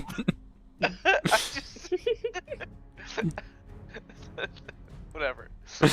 All right. Hi. All right. I will pull you guys onto the map. You guys will be fighting these guys on. They are all posted outside of the gates, and they are all in formation. You guys may place your tokens anywhere behind the red line. Aww. I'm not gonna let you pull up on the main guys. Hey, Hurt. Would hurt. Yo. do you see some about the champions' designs, by the way? Something interesting? One of them doesn't really have any weapons, but Zach made note of the bracers and the stuff on his hands. The other one has a long polearm weapon. I do see that. Yeah. All right, so are you going for your clone or mine? In hindsight, Yeah. I now realize what I've done. I mean, totally. Yeah, no, this was planned. This was planned. You know what? No, whatever you want to do, I want to fist fight my motherfucker. Never mind. Real. No. Get him. Oryx is known to take off his jacket and have a closer hair. Yeah, So they look kind of similar. Dude. God damn it. I didn't even. I didn't clock that when I was designing these hero forges the other day. This morning. Well, now you meant it. Now I meant it. Zach, Yeah. No, this is totally intentional. Yeah, character shit. Hey, by the way, Zach, I got one question. It doesn't say the Amulet of Aggression. It doesn't say what it is, like a bonus action, an action, or whatever. It is a just bonus says- action. I think I might have forgot to write that. Yeah, it doesn't say on there. Okay. That's all I wanted. Alrighty. So yeah, it is a bonus action to activate. Regardless, okay. So you guys see this lineup of individuals as the orcs weren't expecting anyone besides the militia to meet them outside the gate, and they kind of like, do any of you except orcs speak orc? No. It's a first. Nope. It's a No, first. I don't. All yours, Oryx. Ready. Hey, It's can happening. you double check Ariac for me? Because I think he does speak Orc. Does Are Ariac you speak? really taking this away from me? Well, I'm saying that we can confirm you as a friend. Let you handle. So here's the thing, Garrett. You know, he You're speaks controlling Orc. both of the dudes that speak Orcish, so No. Yeah, He speaks Orc. it's He still does? Okay. Well, regardless. Ariac understands. That's why I want to be known. Alrighty. Orcs, you see the chief shout, halt, and all the orcs warriors stand in formation, shields up, ready to charge at their position. And he starts speaking to you guys in Orcish. Who are all of you? Team overtime. Can understand you, you know. He kind of narrows his eyes at you. Ah. And then he starts speaking common. One of your warriors has honored us in our language, so I shall speak yours. Alright, I wanted to say all that, but sure. This will be one of our final attacks. Should your village elder continue to deny us what we want, we will be forced to take more drastic measures. Why do you want it so damn bad? It is a gift from our god. Your people do not deserve it. If it was a gift for you, why didn't you get it? It was hidden from us. But it doesn't seem like very much of a gift.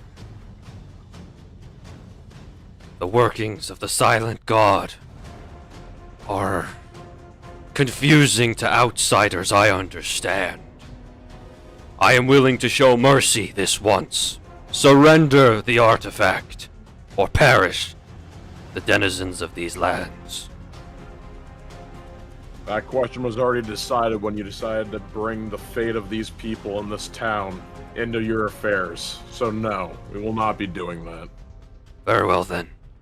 You all will have warriors' deaths. Advance! Please roll for initiative. Yep, alright. Wouldn't have it any other way. The Yonk. Warriors. And initiative. That's a decent. Oh, that's awful. Yay! I Oh, didn't do awful 12. this time. I can't roll. I have a Oh. +5. I cannot I got roll. a 3. Oh, Lord. Oh, mine Alright, is I'm one. gonna roll. Give me a second. Alright, Just okay. make sure it's all up. Alright, there we go. Initiative block. Yeah, it checks out. Let's go, Oryx. Yeah, that's how it goes. Jesus. Plus 10. God damn. Alert. Never Man. again. Never will again. Alrighty, let's see here. Turn. Turn. And I gotta add the Chief's turn, obviously, because I'm not gonna forget that shit. And you know what? Why the fuck not? Where's our good buddy, Captain Leonard? Yeah. I'll head. Where's Anamano at? You really want Anamano out here? No. You really think that's a No, good idea? I don't. I want him Alright, safe, alright. please. He's gonna die. I swear to God. Alright, y'all have no faith. Give us I'm gonna Greek find him fire. again. Anamato, give us Greek fire.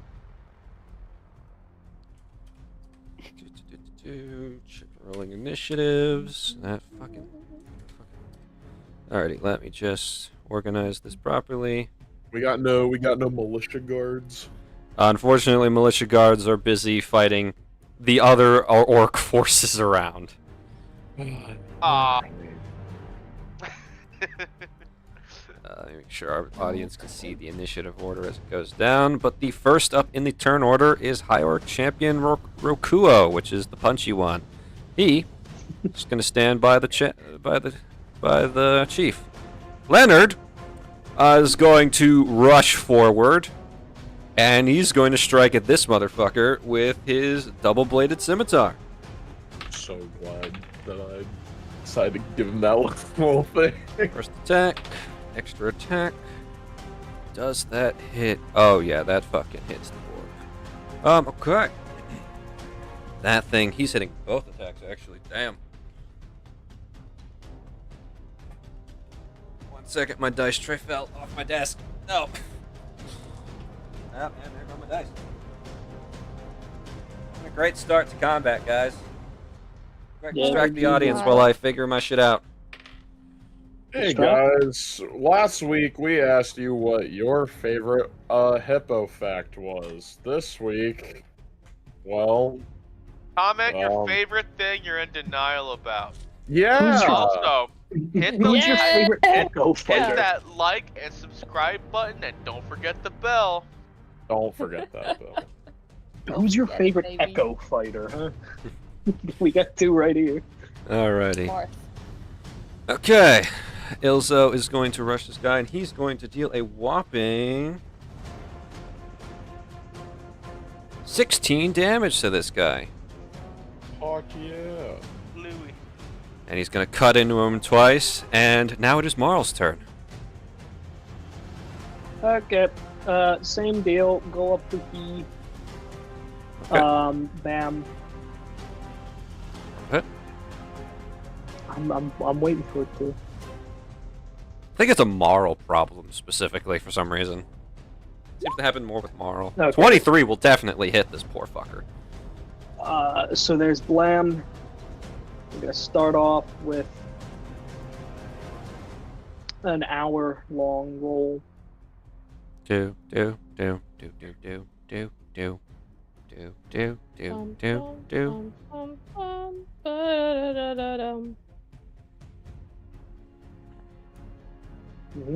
There it is. That's going to be 13 damage to him. And then polearm master bonus attack. I jab into him, pull back, swing back with the underside to bap him with the backside. If it will roll, of course. Alrighty. To roll to hit. Yeah, I'm trying to.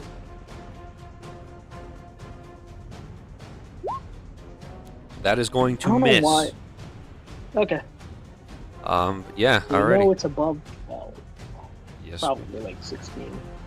16 or It is 17. Telmuk's turn. He's the halberd dude. He's going to chill the fuck out. Sagoon! Yes. It is your turn. Okay. I'm going to move. Can I move across the red line? You can move across the red line. That's just where you had the area where you had to start. 1, 2, 3, 4. Okay, that's 20 feet. And then... Where's my measure? Okay. Now I'm going to... Okay, good. In that line there, I'm going to cast Aganazar's Scorcher. Aganazar's Scorcher. I need... Oh. Yeah. What's the I line? need them to make deck moves. What's the line? From me through these two. Okay, those two. Alright, you need those two to make what saving throws? Dex. Alright, dex saving throws from both of them. 1, 2. You're not going to believe this. They both rolled a 4. Nice. Yes. Okay, they both fail. Okay, roll damage then. Okay. Alrighty, 10 damage fire to each. damage to them. Interesting.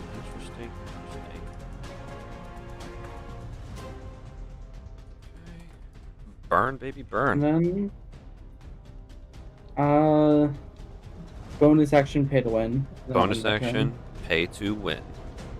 Alrighty. It is Ariax's turn. To paint you a picture, Ariax, the closest high orc to you is 30 feet away. I'm just gonna hit it. I'm just gonna hit that distance. I know. You are cutting out, brother. I think you're back on Bluetooth mode. I think he said he's gonna hit him. Hit it. Yeah. But yeah, you are. Hit him! Alright. I'm so angry. I'm so upset, eat spaghetti. That's what I am. Yeah, you are. I believe he's rolling to What are we hit. doing, pal? Basically, I'm just gonna attack from the distance. I'm not gonna close the distance on him.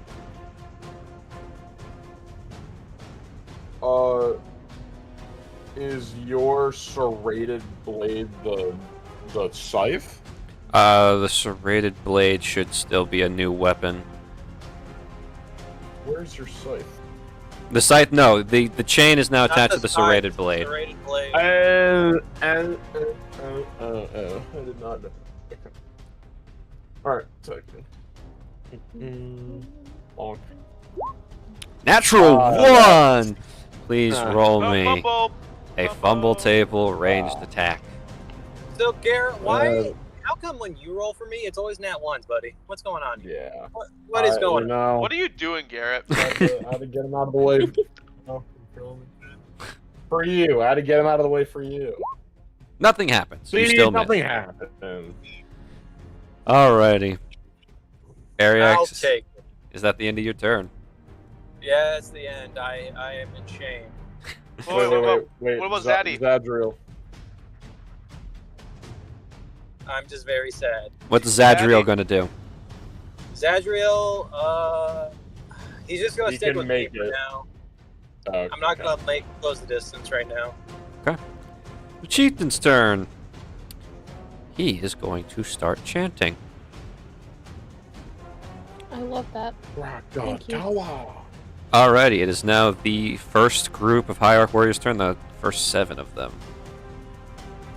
Okay, so Leonard's getting ganged up on.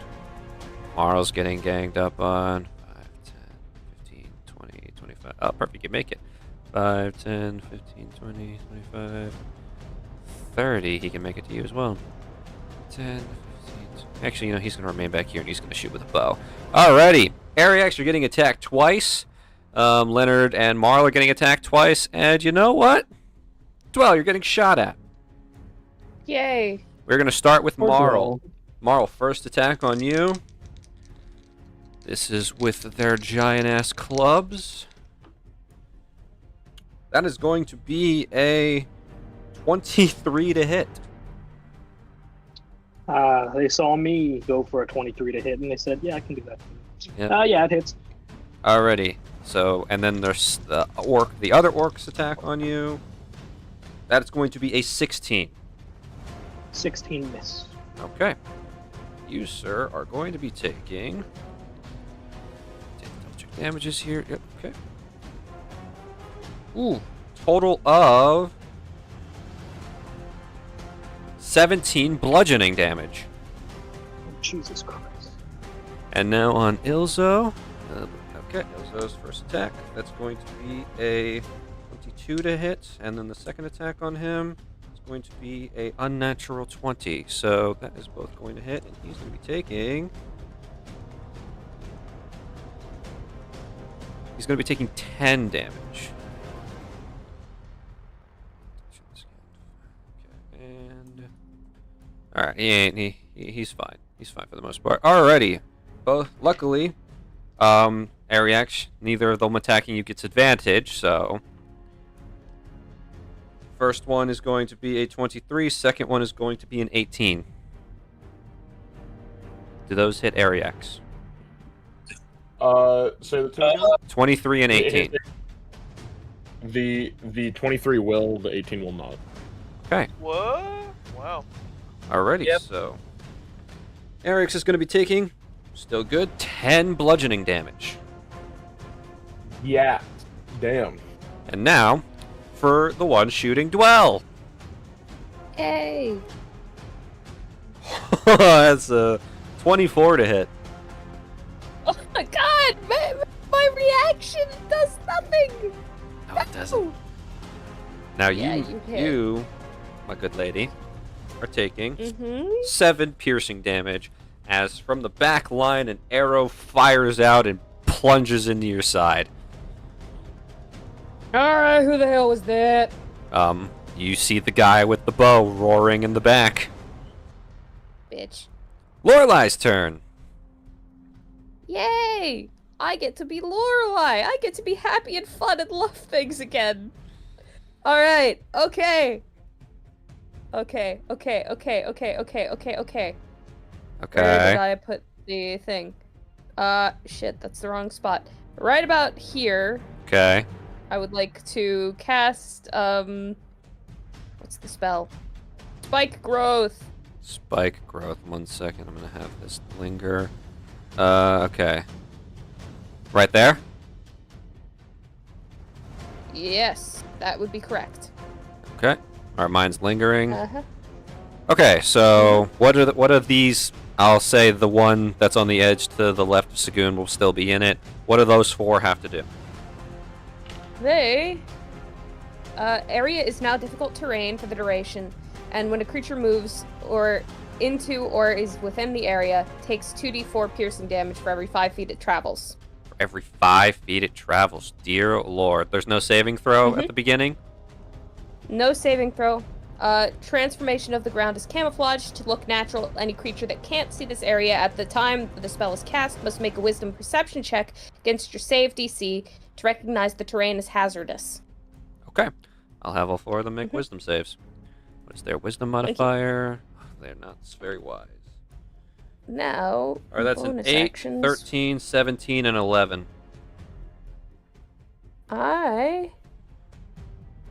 17? 17? Yeah, 17 is the highest one. Yeah, that one passes. Okay, so we'll say this one in the back knows it's difficult terrain. So they take the damage when they move, right? Or That is what it says. Okay, they don't take damage if I they just believe. stand there. I don't believe so. Okay, alright. Just making sure. Every 5 feet it travels. Got it. Okay. It's at the end of Lorelai's turn. Anyone want healing? I mean... You look like you could use some help. Okay, healing word for you. Okay. I am A-okay. Yeah. 7 healing 7 tomorrow. HP, Marl. Alrighty. Alrighty. Bo, your turn. Okay. I was gonna try to be sneaky and maybe get a pot shot at one of the champions, but that's too hard. So, 5, 10, 15, 20, 25, 30. I'm gonna shoot. Which one, Marl? Which one did you hit? Boy in front of me. All right, I'm gonna shoot him. Okay. Roll to hit. Natural 1. Please roll the fumble table. Please roll damage for yourself and half the damage. Luckily, I won't include sneak attack. You are taking, I round down, 5 piercing damage. Well, this hasn't happened to you for a while, but the chaos sort of gets to you and some dust kicks up in your eye, and you accidentally slip, and you almost drop your rifle, and it shoots you in the foot. Not enough to debilitate you, but enough to, ouch, that stung. Damn it! Well, don't do that. You okay? Yeah, I'm fine. I know that, Bo. Thanks. Just education, if you will, for sure. And then cunning action dash 5, 10, 15, 20, 25, 30. Okay. Alrighty. That's my turn. Oryx, you're up.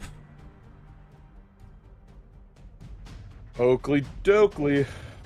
What a weird little hinter we got going on.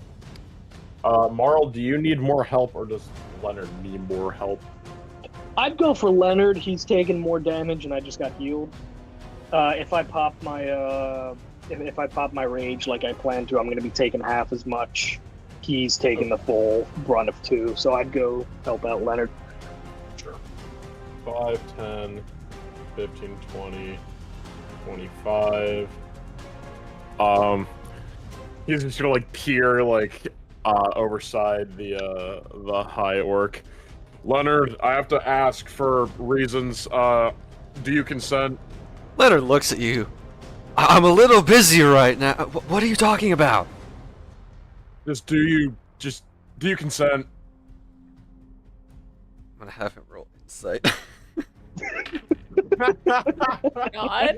He doesn't know what you're talking about.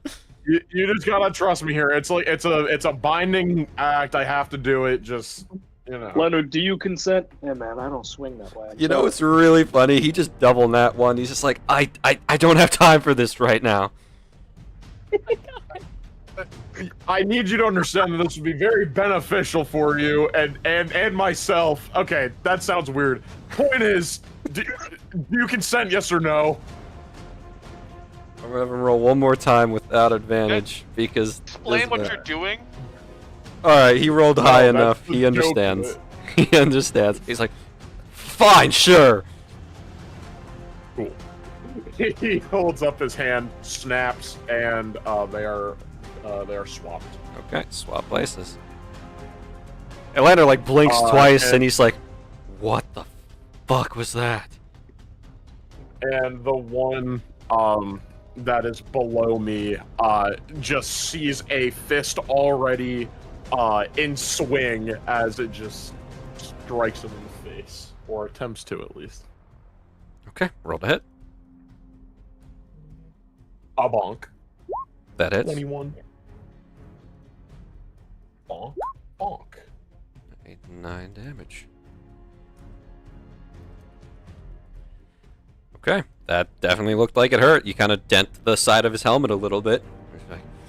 He says in Orcish to you, "What was that? Where did the other one go?" He turns around and sees Leonard. "How is this possible? What magics do you use, small one?" You're dealing with me now. Eyes up here. "You mean down? You are smaller than me." He is taller than you. Looks him up and down. Nah, not how I see it. Okay. The end of your turn? Yep. It's the other halves of the high order, so other 7. So this one up top knows that the Lorelei just did something. The others don't. So 5, 10. Alright, that's going to be... I need you to roll 2 damage things for this guy as well, because you moved 10 feet through it. Same for the other guy. Lorelei, 2d4? Yep. CD4 for every 5 feet? Yeah, so he moved 10 feet, and so did the other one. So basically, yeah, we'll go with the first one first. So roll 2d4 twice for this guy. Yep. Dear fucking 11 Lord. total. 11 damage. Okay. Okay, and then for the next one? And that's another how much feet? Another 10 Sorry? feet? Another 10. All right, well. One more. This guy's taking less. Much less. Oh, yeah, much less. Okay. And now I need just one roll for the guy over here.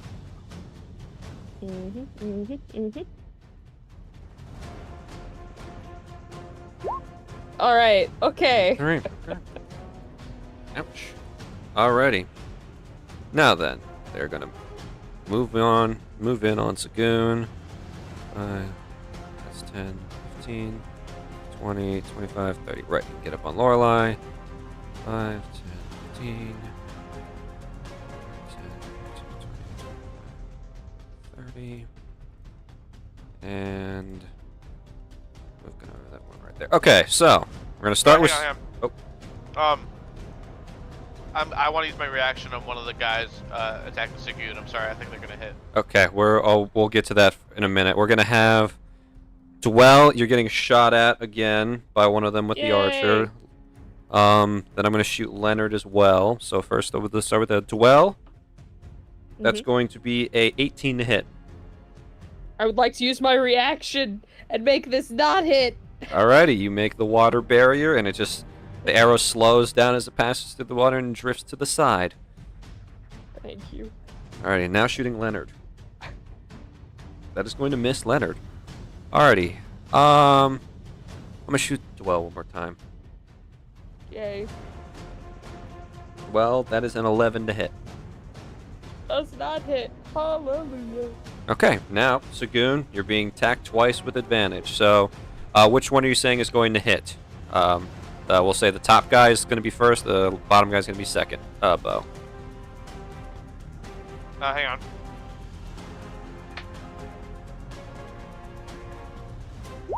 on. Second guy. Okay, you see the second guy is going to hit. Okay. All right. First guy. That's going to be a natural 20. I hate you. Oh. And the second guy. Yeah. The second guy. The. It's going to be a 15 to hit, Sagoon. Ooh, okay. 20, I don't care, but reaction shield to the second guy, which makes my AC 18, which means he doesn't hit. No, 17. Let him hit you. Sorry, 17. He doesn't hit. So, unfortunately, that means, Bo, you were wrong. You don't get a lucky coin. Okay. What's the damage for the first one? I'm working on that now. Okay, so... Double max, which is not 22 bludgeoning damage. Oh, okay. I have 4 HP left. Yep, you are that guy steps out of the viney ground created by Lorelei, both hands on his weapon, and he just brings it down on your head, just crushing you in the face. You definitely have a broken nose and probably worse. Second guy, however, manages to hit your magical barrier and not break through that. Yeah, that's the end of their turn. Dwell! Yay! Okay. Alright, Sagoon. We're helping you out a little bit, buddy. Alright. like to move 5, 10, 15, 20, 25. Yeah, I'll do that. I'll just put myself right here. Advantage for Lorelei. And I would like to, bottom guy to the right of the goon would like to Eldritch Blast, please. This guy or this guy? Well, I don't think it hits, but... It does not hit either way. Let me ping. Yeah, it would have been the guy bottom right of Sagoon. Okay, my bad. Didn't hear the right part. Okay, well, unfortunately... We're all good. He bashes away your Eldritch Blast with a shield, growls at you, and turns back to Sagoon. And Sagoon, I would like to give you a little bit of healing. It's not much, but hey, it's honest work. I put the healing light. Alright, 1d6. Yeah. 1d6. You get a health, Sagoon. 1 hit point. I have 5 hit points. Hey, how's it going, Aaron? Yo, I'm skill sorry, dip. Sagoon. What are they gonna do about Hey, 1 is better than 0. that? I know. You're doing good. Alrighty. High Orc Rokua's turn. Rokua's surveying the battlefield. I'm gonna just do some minor measuring. Actually, I can't. I'm gonna have to do this one.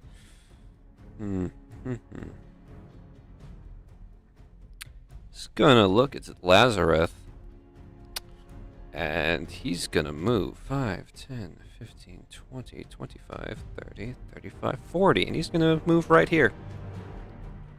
Ilzo's turn. He's gonna take the advantage that you've given him, Oryx, and he's gonna stab this guy in the back with both blades of his weapon. It's going to be a 15 and a natural 20. Dear God. Okay, so the first roll is a natural 20. Second roll is a 19 to hit. Alrighty, Ilzo, go. Alright, so the natural 20 is going to do. Natural 20 is going to kill him. Nice. Ilzo cleaves this orc's head off. And Let's go. I'm going to have him 10, 15, 20 help you out here. And he's going to take his second attack on this guy. And he's going to hit. Dear God. Pop off, brother. Alrighty, 10 damage. This guy above you is not looking good. But that's Ilzo's turn. Marl, you're up. Rage. Rah. Yeah, I need the resistance. And then the guy I already hit once before. We'll try again. I do Miss. not, but I get a 2. That's You do have a natural 2. You have a D2 Natural to use until the end of the session. Actually, hold on. Where's would If my... you roll high enough on one of your D8s or D6s, you could potentially hit. I'm gonna try. Sorry to interrupt.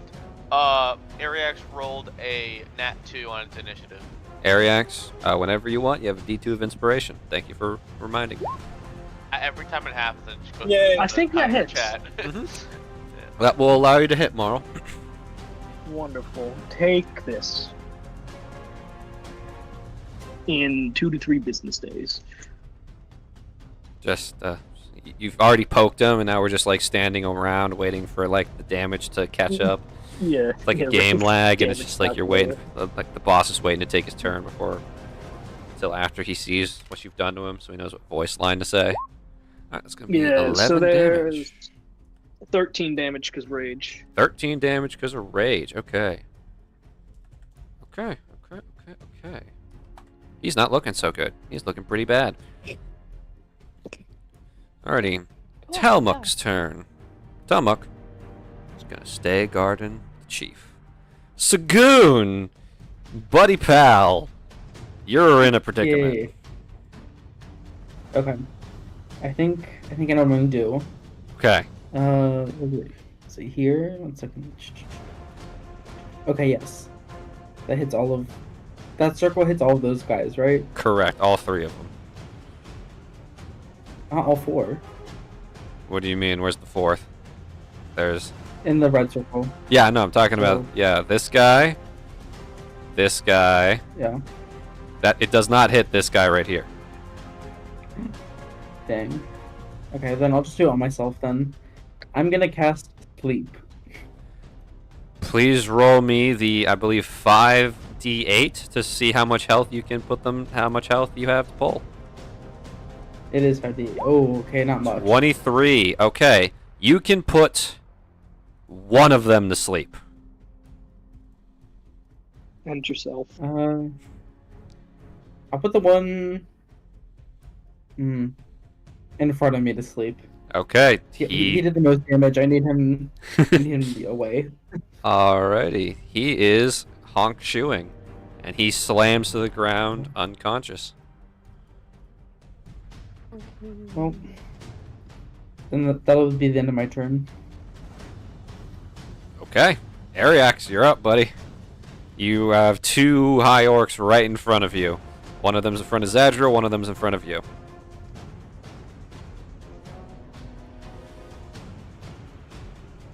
Ryan is dead. It moves to Garrett. Alright. Alright. I'm gonna move around, moving around this guy, like so, strategically. I apologize. I will note, moving to here causes an opportunity attack from this one.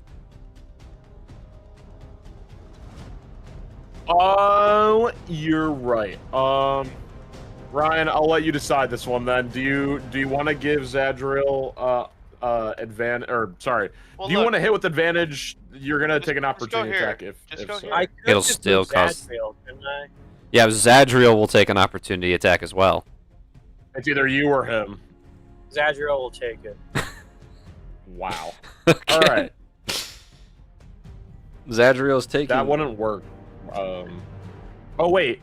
No, wait. It would. I'm so stupid. I'm sorry. That doesn't even need to happen.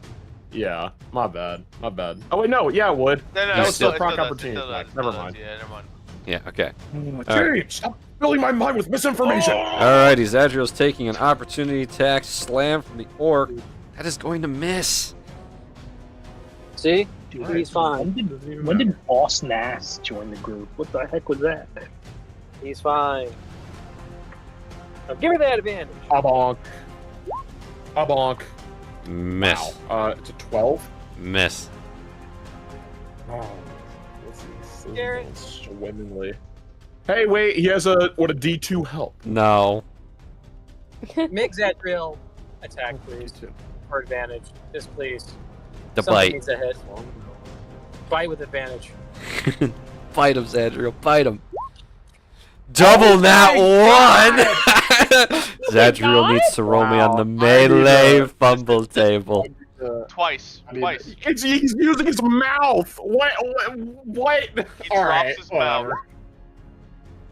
Oh my god. Get himself. He bites his tongue. He bites his tongue. Roll the damage, and half of it goes to Zadriel. You asshole. Zaddy. Ryan, he's actively just. Alright, 3 damage to Zadriel. Ryan, that's 3 nat 1s in a row for damage or attack rolls. That's Hey, James! Everyone knows! Damn it! Yeah, Garrett sucks. No. Fuck. That's how it feels right now. Damn it. At the end of Ariax's turn. Yes. Okay, it's Lazarus' turn. And that is going to be a second marker of chanting. So I'll just do that, like stoplights. There we go. Alrighty. Okay. The warrior's turn, the first set of warriors. Alrighty, let's see here. You know what? This one will take an opportunity attack from Zadriel to get advantage on Ariax. Cool. Better. Alright. Miss. Oh my god. Alrighty. Bo, you're getting shot at. Okay. Bo, does a 16 hit? Oh, is he? No. Okay. Alrighty, now I'm attacking Ariax. Twice with advantage. Oh. First roll. I think the first one's gonna hit. Well, you'd be right. That's Reaction. a natural 20. Nice.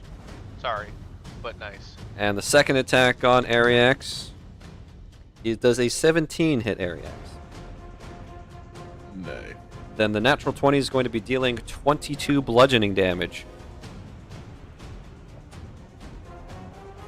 Ah.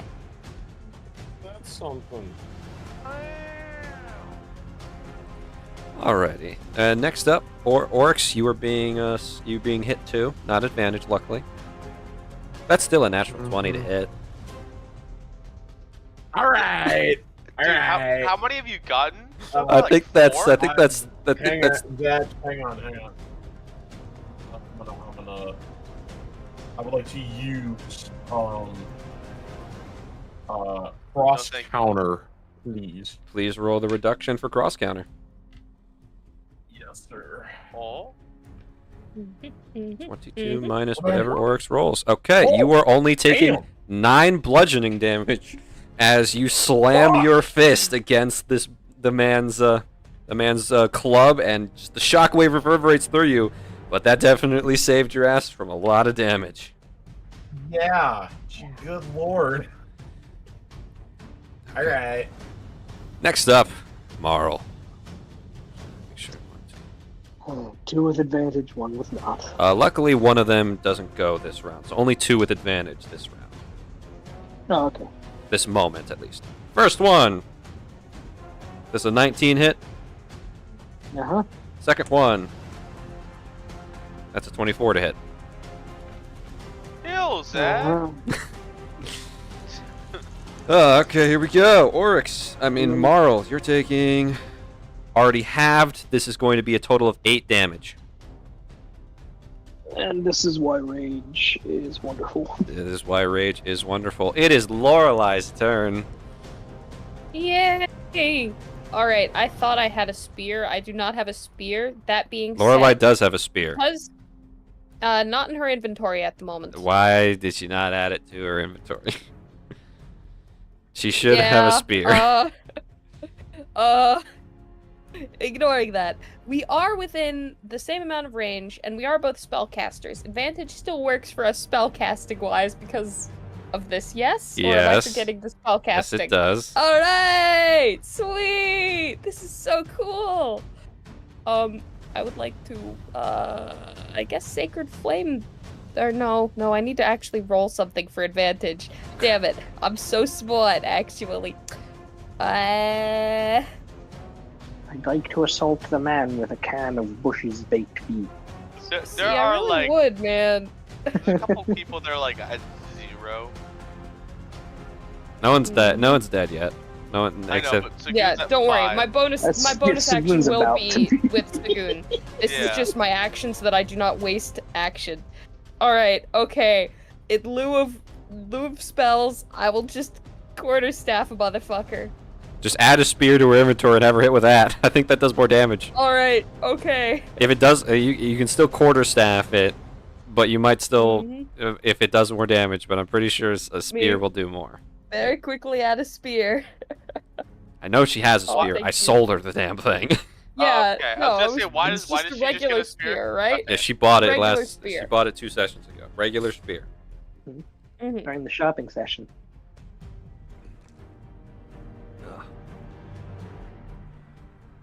Alright. Spear. Equip. Alright. I will attack with spear. It does the exact same. This is 2-handed, however. Roll the hit. Alright. It's more in character. Lorelei wanted to use the spear more. Yeah, exactly. It's for flavor. Alright. Still gonna miss. Lorelei.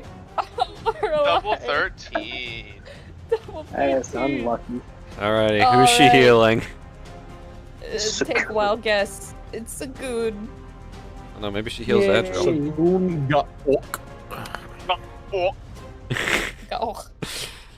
When Jackson first messaged me the name of his character, I was like, I need you to tell me how to pronounce that. And Jackson, you was like, it's just how it sounds. I'm like, phonetically, you figure it out.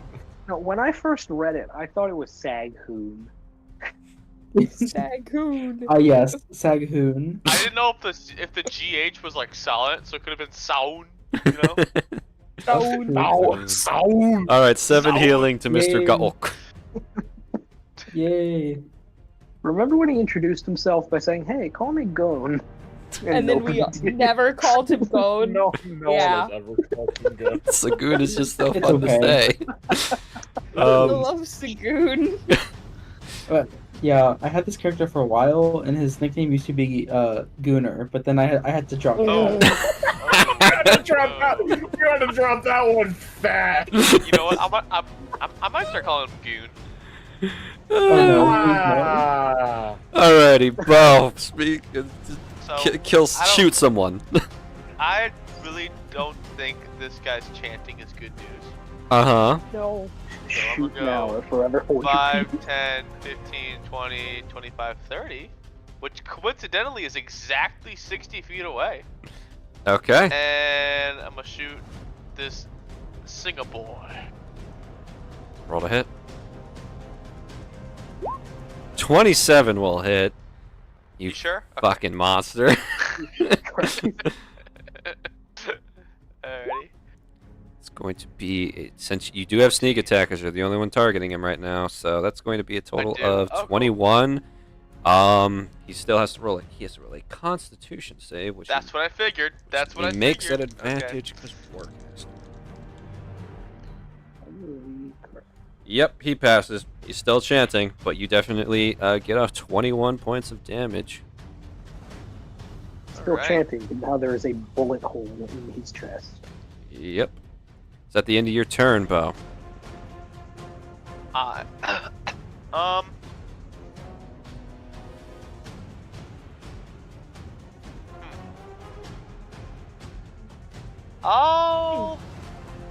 I'll cunning action dash. Where you going? 5, 10, 15, 20, sorry, 20, 25, 30. Okay. Alright. That's my turn. Oryx, you are up. Oh, and Hello. just making sure, I already used my reaction, right? Earlier, I'm pretty sure. You used your reaction to call out the coin on this round. Yes, I did. Okay, cool. Bonus action. I'm going to pound my chest 2 times, and I'm going to use dig deep. For the next minute, I now have resistance to bludgeoning, piercing, and slashing damage. Oh, it's so useful, man. That's great. Yeah. Oh my gosh. Can you put up a little like counter thing so that we can keep track? I will put up a fist. There you go. Yeah. Oh, No, you I mean that thing, like, right? Okay. Yeah. All right. How do I do this again? Okay. Add custom Oh, you label. want It's gonna be, numbers? I'll it's get- gonna I'll be get above numbers, the. All right. It's gonna be above the high orc champion, Rokuo. Yeah. How do I add this again? Remind me. Sure. So you go into the settings option. Yep. Settings like, option. I'm in the there. turn order.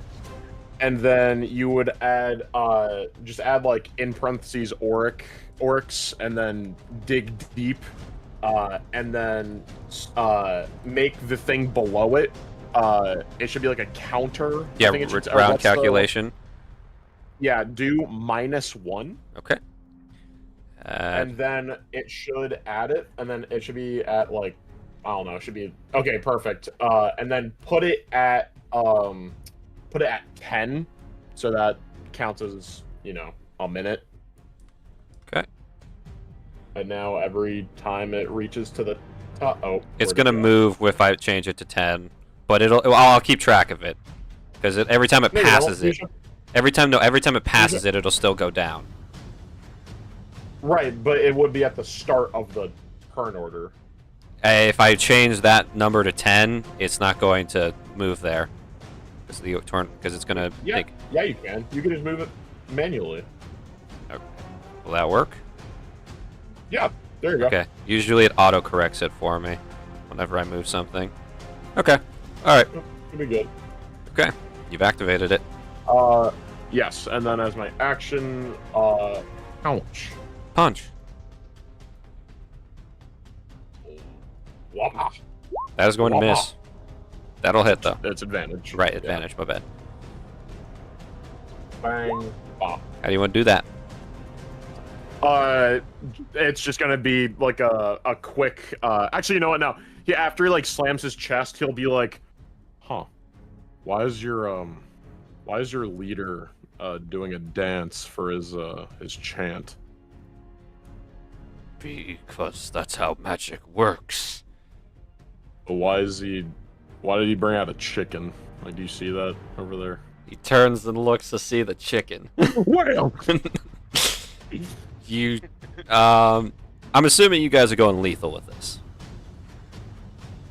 No. Okay. No, I'm not. No, Oryx is non-lethal. All right. That's his decision though. You clock him. So. He spins and he falls down unconscious. Looks at Leonard, gives a thumbs up. I think I'm gonna start heading towards the one to your right. Okay. I've got things here.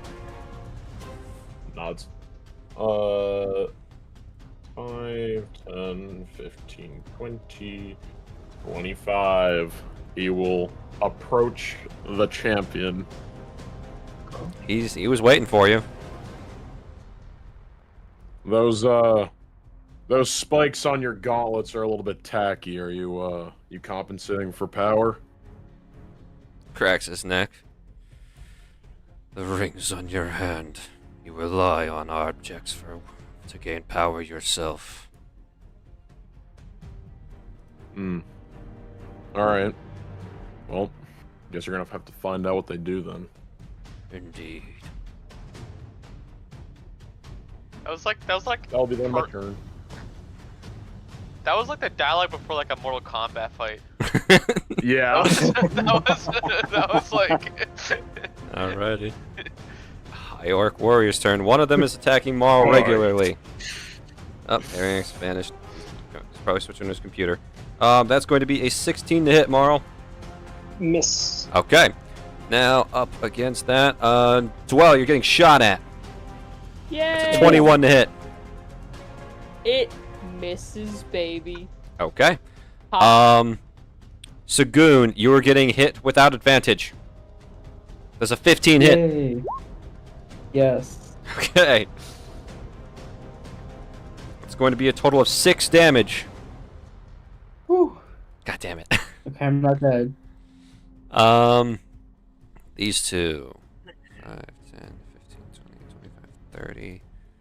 5, 10, 15, 20, 25, 30. You know what? One's going to shoot Lorelei, one's going to shoot Dwell.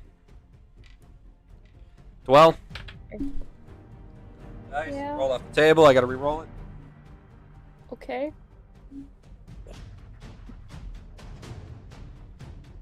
It's going to be an 18 to hit. Misses. Okay. And then Lorelei, 19. I'm pretty sure. Yeah, that hits. Lorelei takes 7 piercing damage. Alright, okay. Fun. Cool. Great. Nice. And then the one in between you two is going to take a swing at you, Dwell. Yay. Unnatural 20. No. Okay. Well, then it is your turn. Alright, okay. I would like to target the guy between us, I suppose. Lorelei and I. Okay. Me and myself. So, advantage. Eldritch Blast, baby. 23 will hit. Mm-hmm.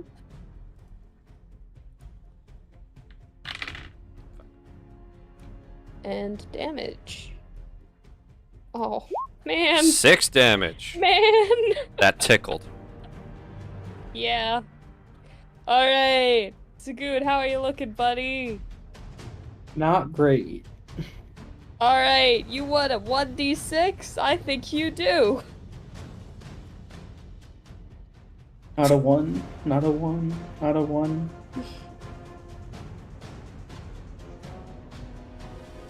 Oh. I can type. You Not get a 1. 3! Yay, Not yeah. a 1! And that would be the end of my turn. Okay. Oryx, 1 round of combat has passed for Deep Deep. Yes. And now it is Rokuo's turn. Rokuo, gonna post up with you right there. He's gonna punch you twice. All right. You see him slam his fists together, and he rubs his knuckles, and all of a sudden you see the green marks on his body start to glow, and his fists are charged with lightning now. And he's going to punch you twice. First attack. Okie dokie. It's going to be an 11. Okay. Second attack, 22. That one will hit.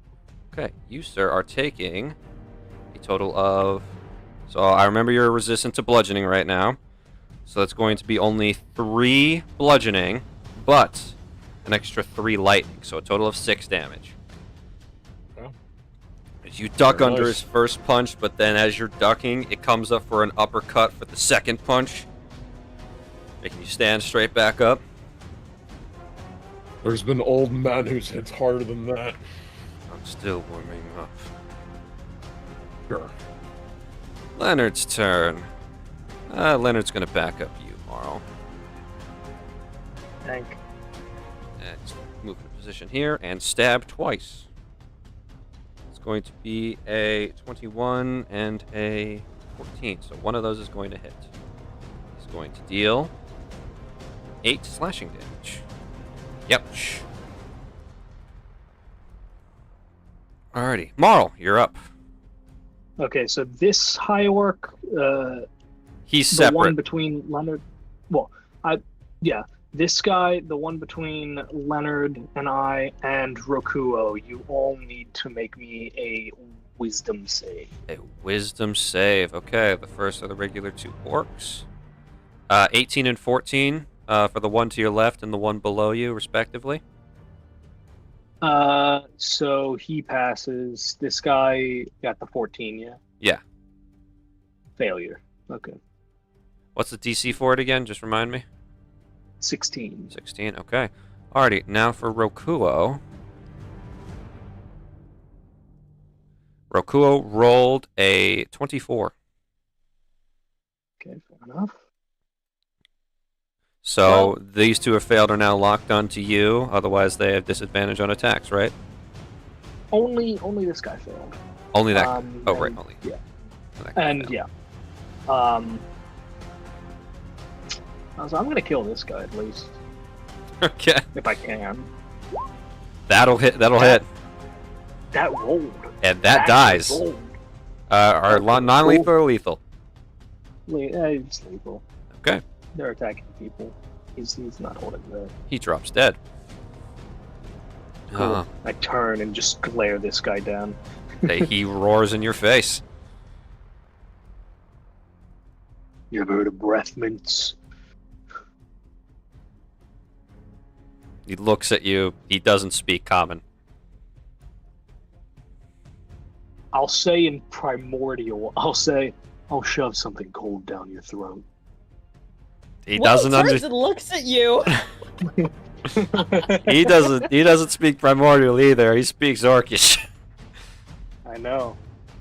Even still. Sagoon, your turn, buddy. How's it going, man? It's not great. I'm going to turn around to the orc warrior behind me who's not asleep and hit him, or try to hit him with a firebolt. Roll the Emphasis hit. on the try. Roll the hit. Okay, You good. still That have. should hit. Yep, that hits, and you still have pay to win active from that one time. Yes. So 5 plus, I don't know, 1, of course. Okay. 6 damage. 6 damage. Okay, he's fine. He's still standing. Blast him in the face with it, and like the singe marks are now on his helmet and his face, and he just blows out a puff of like ash.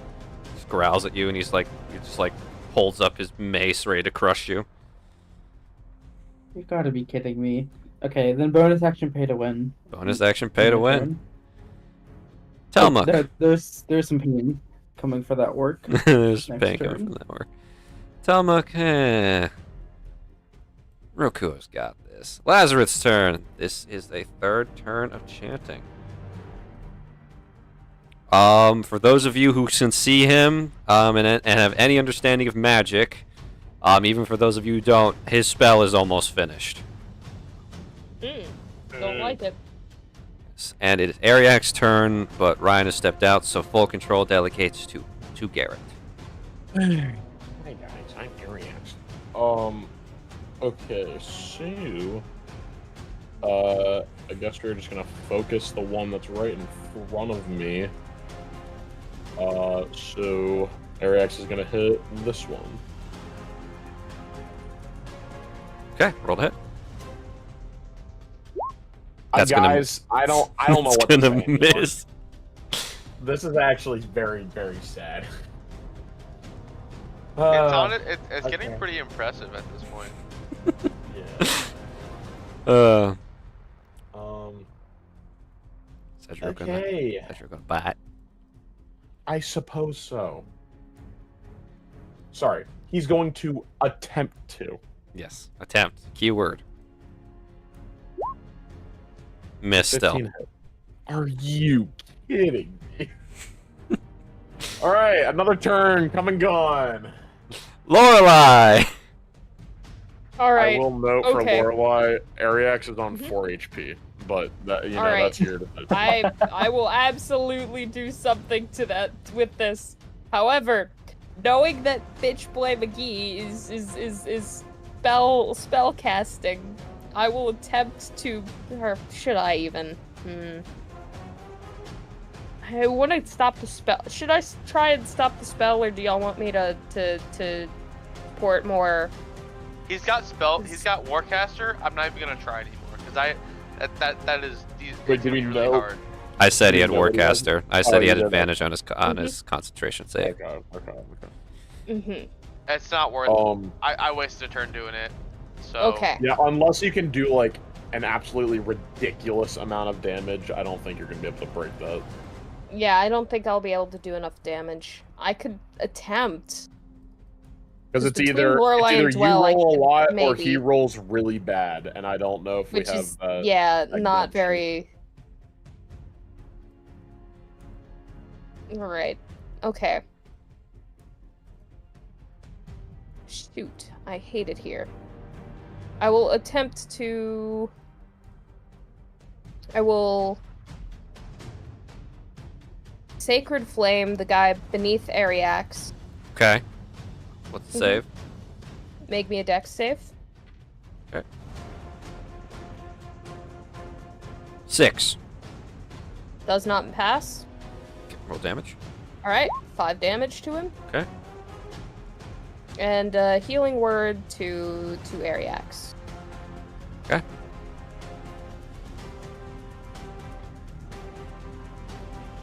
And that is 6 HP. But hey, it's he's at 10 now.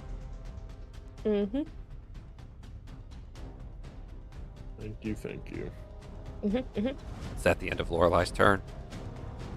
Unfortunately, yes. Used action and bonus action. It's the warrior's turn, so we have 1, 2, 3, 4 of them left. Okay, so we're gonna start off with a shot at bow. Okay. That is a 19 to hit. Yep. Okay, you are taking a total of 10 piercing damage. Is that already halved? Right, you have the coat. 5 piercing damage. Alright. And next up, advantage attacks on Ariak's. First attack, it's going to be a 9. Second attack, it's going to be an unnatural 20. Actually, no, that missed. I mean, it hits. It's going to be a total of, oh my fucking lord, 9 bludgeoning damage.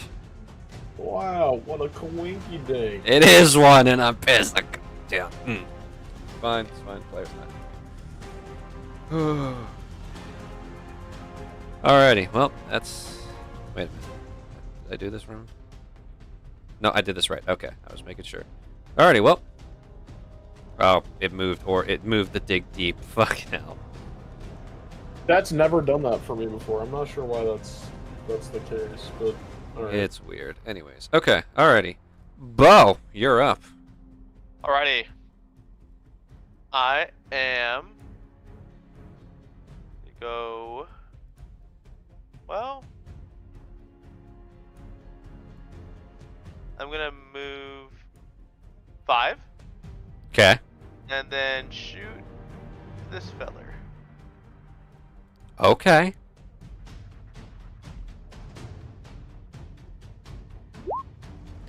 Natural 1. Dude, this session is just cursed. Please roll off the fumble table. You have dropped your blunderbuss. You must use a bonus action to pick it back up. I'd like to pick it back up. You pick it back up. Okay. That's the end of my turn. No bonus action dash this time. Woo! Alright. Alrighty. Oryx, you're up. Squaring up with Rokuo. Squaring up, as a matter of fact. I am just gonna give him 2 punches. 2 punches. Roll to hit. Bang, bop. Both of those miss. Damn, 17 misses. Shucks. All right, that is okay. Oh, wait. Do I? No, I don't. All right, never mind. Okay. You're exchanging blows with them, and he's every one of your punches, he collides his fist with yours just to match you. And he's going on. Okay. Next up is the other High Orc Warrior's turn. We have 1, 2, 3, 4, 5, 6. Okay, yeah, none of these guys are dead yet, except the one that's sleeping. He can't do shit. First up, I'm shooting Dwell with a bow. Yay. 10 to hit. Second up, I'm having Marl get hit with a stick. That's a 9 to hit. Alrighty, the luck started to fuck me. With a stick. I'm hitting Sagoon with a stick. That's an 11 to hit. Sagoon? That does not hit. God fucking damn it. Okay. Hell yeah, baby.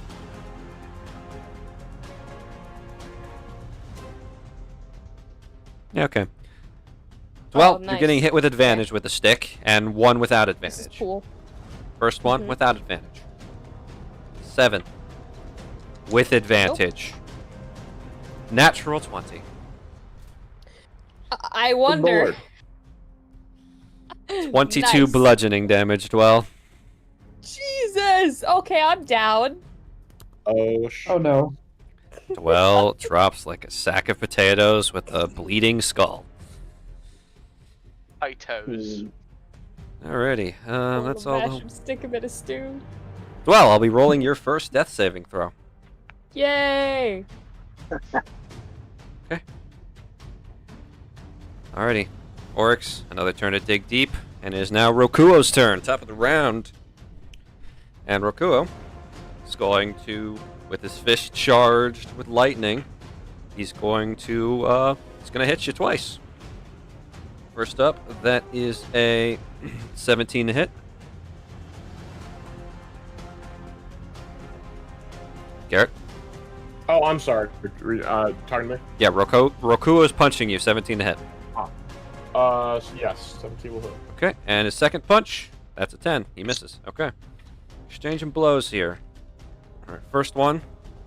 Already have, that's going to be 2 bludgeoning damage on top of 3 lightning damage. So a total of 5 damage from the second punch you take. Perfect. That puts me at exactly what I need to be at. I would like to now use bloodied but unbowed. Okay. So I get my moxie points back and I receive nice maximum. I get 8 temp HP. Okay. Let's see. Should he use his bonus action yet? Nah, I'll keep my cards hidden on that for now. Leonard! Going to stab the guy he's flanking with Marl. First attack, that's a 22 to hit. Second attack, it's an 18. Both of those are going to hit. Leonard deals a total of 10 slashing damage. He is fucking this guy up behind you, Marl. Speaking of, Marl, it is your turn. What happened to this guy? Oryx knocked him out. Oh, okay, fair enough. That the Leonard, you're killing this guy. That hits. Roll damage. Leonard, I think we gotta kill this guy. Damn. He is 15. 15. Oh, that's right. You boost. Yeah, he's done. He drops. Wonderful. I know I promised I was going to attack this guy, but he can attack me. It's fine. I got shit I need to do. Oh, you move. Okay. Opportunity that's why I attack. said he can attack me. That's a miss. Okay. Alrighty. Well, ironically, you've moved within range, so. It begins. And he's going to take full effectiveness of the fact that he's wielding a pole arm and hits you from 10 feet away. I know why you're saying this. I know what you're doing. I know you. I know the fact you ignore this. Your weapon is reach. Use it. The reason why I haven't is because of, like, if it's a 1v1 like this, I will, but if I've got other people, I prefer to give them the chance for advantage. Ah! Anyways, okay, so he's going to swing at you twice. And his weapon, you notice, is charged with fire. That's going to be a 23 and a 10. Okay, so we're... Well, 23 hits. Yep, okay. You are going to be taking... So roll higher dice for this one. That's going to be a total of... You do slashing damage, so let me see here. It's going to be a total of 6 slashing damage and 4 fire. So a total of 10. Okay. I'm below half health. Scoon! Living on a prayer, buddy? Yeah. But I have beef with this Orc Warrior, so with all my might, I'm going to Magic Missile second level him in the face. That's 4 missiles, right? And you already have... You kill him. You kill him. You don't need to roll damage. With the pay to win, he's dead. He's looking like happy. He's just trying to he's basically trying to play whack-a-mole with you at this point, and all of a sudden your staff is in his face and then he just explodes. Yay! And then I guess 1, 2, 3, 4, 5, 6. I'm gonna run over here. Okay. Alrighty, Ariax, you are in a predicament, my friend. I'm on 1 hit point. This character can't roll for shit. It's awful. Alright.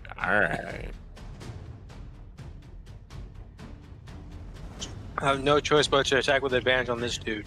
Roll the hit. I don't really have a choice to try and kill this dude. He isn't taking any damage yet. I know. Alright. I don't know who we're talking about here, but it seems to me as if that guy probably sucks. 24. Oh, look at that! Wow! What happened? Amazing! Alright. Wow. It's being slow, by the way. I just think Ryan cares more. What? No. I hate leaving things to others. Alright. Too far. Also, roll 20 is kind of being weird, unfortunately, man. So I might need to roll it over here. See if this works. Zach, I've just realized this Echo match is fire versus ice as well. And then, then I'll use Zadriel's reaction to do the D6. Add your acid. 2. 2 extra acid damage. Alrighty. And then Zadriel's gonna bite. He gonna bite. Bite him, Zadriel. And he has 1. 2. Miss, Not but the that's a best, natural 2 for unfortunately. Zadriel. So Zadriel gets an app as a D2 of inspiration. Hooray!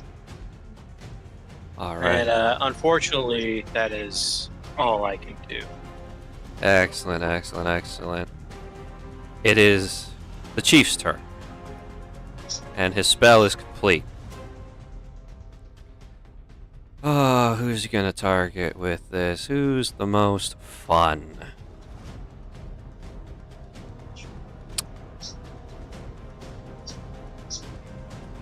Well, Bo obviously is getting targeted with this because Bo shot him, and now he wants vengeance and blood.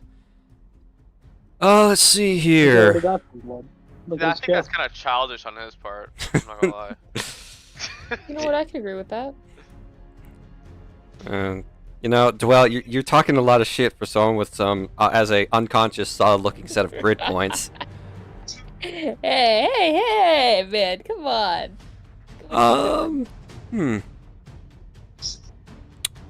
I need Sagoon, Lorelei, Bo, and I'm also going to target Leonard for this. I need all of you to make me wisdom saves. Oh, sweet. Oh, not sweet. This is not gonna be good. Lorelei fails. Good is not wise. Sagoon Yeah. fails. Oh no. Let's see, Leonard fails. Bo? Should be banned from rolling. What is it? A wisdom save. Okay. Ooh. All of them Damn. fail. You're all taking full damage from this. As you all Oh, are... hang on. I'd like to use a lucky coin. Okay. Please. And so how it works is that I now flip a coin. And if and you if call I it, you guess- succeed. Yes. Alright, Tails. so one is heads, two is tails. Yep. You called tails. Give me a tails. Cool, I succeed. You succeed. You will be taking half damage from this. Okay. Alrighty. As he finishes his chant, he raises the staff up into the sky. Sagoon, Lorelei, Leonard, and Bo look down and see black ooze bubbling from the ground beneath them as black lightning surges around them from the ground. So, Yay. for those of you that failed, everybody except Bo, you'll be taking... I need another dice for that.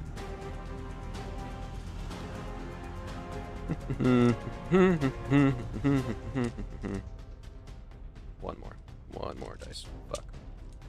That's the wrong number. There it is. Okay.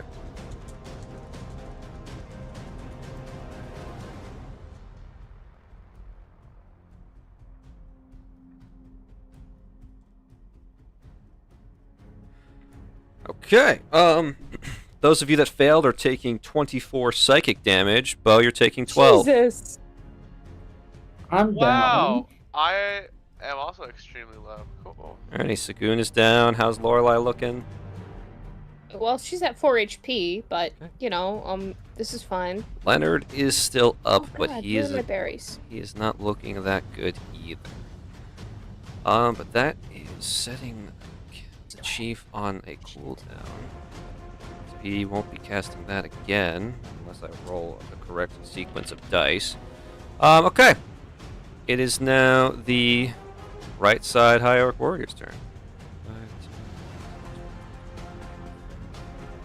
Alright, Warrior's getting right in your face, Bo, and he's shooting you in the face because he does not have a reach weapon. Bo, does a 15 hit? No.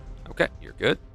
Alrighty, next up is Mr. Ariax. You are getting attacked with advantage twice. I would like to use a reaction to call out the first one hitting Ariax. Okay. I'm sorry, Ariax. Ariax does an unnatural 20 hit.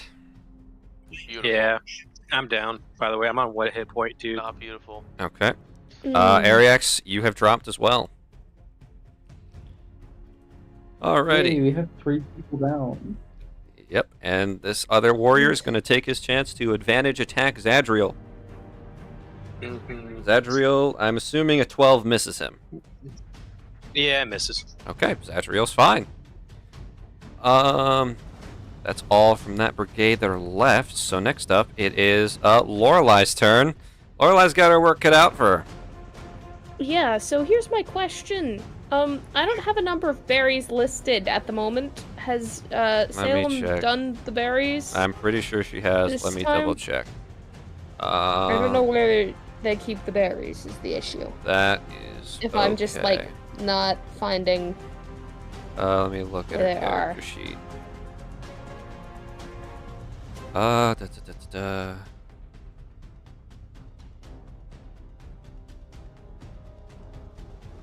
Inventory.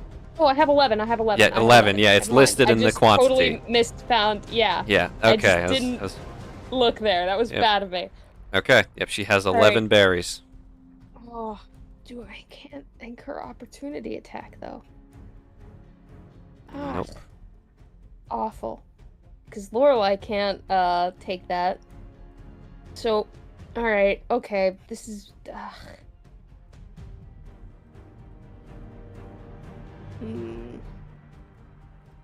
Gonna pop a berry myself, I suppose. All right, Laura, roll the healing for it. Mm-hmm.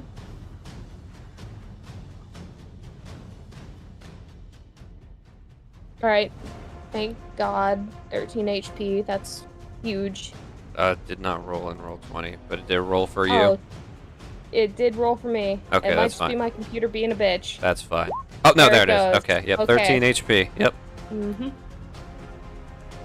All right. Okay, I will. Shit, I have the Ring of Moss. I'm going to pop that actually. Okay. I will note taking a berry is a bonus Invisibility. action.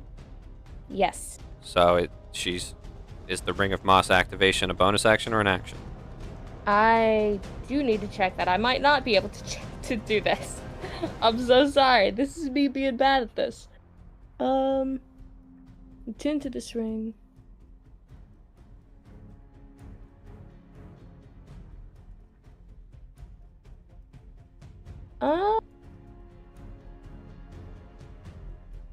I don't. If I may ask, what is it supposed to do? It's supposed to turn her invisible, and I usually have it as I believe I said it was a bonus action, but if it doesn't say I totally believe it's a bonus action. It then doesn't it is a say bonus if it is or action. not. It's probably a bonus action. Yes, it is a bonus action then. So you All cannot right. do that. Pain, suffering, anguish. This is fine. Alright, okay. So, Do you have cure wounds that you could use on? I do. You could use it on. You could like move. That's what I'm one thinking diagonally of to the doing, left and just because I use it on didn't get- dwell. Mhm. Sorry, Okay. just. 5, 10. Yeah, that's No, what I'm only- probably going to Oh, do. that works. Because I don't believe that incurs opportunity not- attack, because I no. don't leave. Yeah. You don't leave at a top. Mhm. You don't leave at range, so you're good. Alrighty. Cure wounds. Cure wounds dwell. All 12 healing to dwell. Uh-huh. Dwell is no longer making death saving throws. Okay, and Ariax and Sagoon, who do you want up first? For Dwell turn. Hold on. That would be the end. Dwell might not survive the whole turn. There are 3 of them there. I am and hopeful. they go before I'm very her. hopeful. Alright, Sagoon and Ariax went down on the same turn, so neither one of them has failed or succeeded a death save. Which one of you wants to get up first? I don't really care. Ariax? I don't think he's here. Ah, damn it. Okay. Well, We'll figure it out when we get there. yep. We got to get there first. Yeah. Is that the end of Lorelei's turn? Yes. That Okay. is the end of Lorelei. Not the end of Lorelei, I hope. Bo! Lorelei dies. Let's hope not. Alright, first of all, I would like to bonus action Second Wind. Okay, you have bonus action Second Winded. That's you. Please roll and see if you have the curse as well. You do not have the curse! Yeah. Got a hippo built different. Alright. Ah, yes. If Aaron was a hippo, he would have been fine. Yeah. She's then gonna turn to this idiot right here and blast him. Roll to hit. Miss. Lucky roll or lucky coin. Please. Heads or tails? Call it heads. All right, if you roll a 1, it hits. Oh. You do not hit. That's awkward. Coin disappears. Coin disappear. Oh, that's my turn. Okay. Oryx. How's it going, man? Oh, it's not. We'll see. Anyways, he is going to look back to see the things that are going on back there. We'll continue this in a little bit. He's gonna turn. Away. No, I'll be back. He's gonna snap, and I would like the orc. This one right here. This is a first for it. Which I need one? him to make me a wisdom saving throw. A wisdom saving throw. Here we go. Upgraded the Ring of Swap, everybody. That's a 10. Yes, that fails. We are now swapped. And yep. I Bless will you. then bop. Bless you twice. Which one of these two is lower for you guys? This one is 1 point lower. Yes. Okay, I will bop that one. Okay, roll to hit. Actually, better yet, womp. You know, I'll take the opportunity attack and move over here. It's going to be a 16 to hit. Bless your thrice. That will miss. Okay. And advantage bop. Bop. That will hit. Yeah. Bop, bop. 9. Okay. Youch. Are you guys okay over here? Doing fine, just fine. All right, we'll clean up here and we'll regroup. Yeah, thank you. Of course. That will be the end of my turn. All right, the side of Hierarch Warriors. Let's see here. Hey, just a quick question. Has Lorelai's grassy field over here been concentration? It is concentration, yes. Okay, she's been hit a bunch. That's my fault. Okay. Yeah. I will Sorry. I will start having her roll something about it. Yep, okay. Mm-hmm. Alrighty. It's probably downed with the 24. She would have had to be at a 12, so Do you want me to roll? No, it's my fault for not noticing, so I will let it slide, but from now on I will be making her make the con saves. Regardless, I'm gonna have this one keep up with its business and shoot Dwell. Yay. 18 to hit. That. If your bubble shield, since you went unconscious, your bubble shield would be down. It's down, yes. That does hit, but I will Hellish Rebuke. Okay, so he's going to roll his damage first and make a dex save. Well, you take 9 piercing damage. Ugh. And please, he has to make a dex save for Hellish Rebuke. That's a 3. Does not. 17 fire damage. Dear Lord. Okay. Alrighty, next up, the two that are flanking Dwell. I'm about to be downed again, guys. I was sure of it. Oryx was just duking it out with Rokuo. One of them is going to attack you with advantage, the other one is going to target Oryx. Alright. So, first one with advantage. That is an 18 to hit. Yep, hits. Okay, you will be taking 10 bludgeoning damage. Yep, downs again. Okay, Oryx. That's going to miss. I rolled a natural 2, so. Cool, yeah. now this one is going to start targeting Leonard. Yep, just gonna roll a hit. He misses Leonard. That is the end of that side's turn. Dwell, your second death save this session, but first death save of being down. Mm-hmm. Interesting. Okay. Oryx, another charge of Dig Deep. It's now Rokuo's turn. He's not too happy with his quarry moving. Who's he gonna go after? Is he gonna chase you? That's the question. He might do that.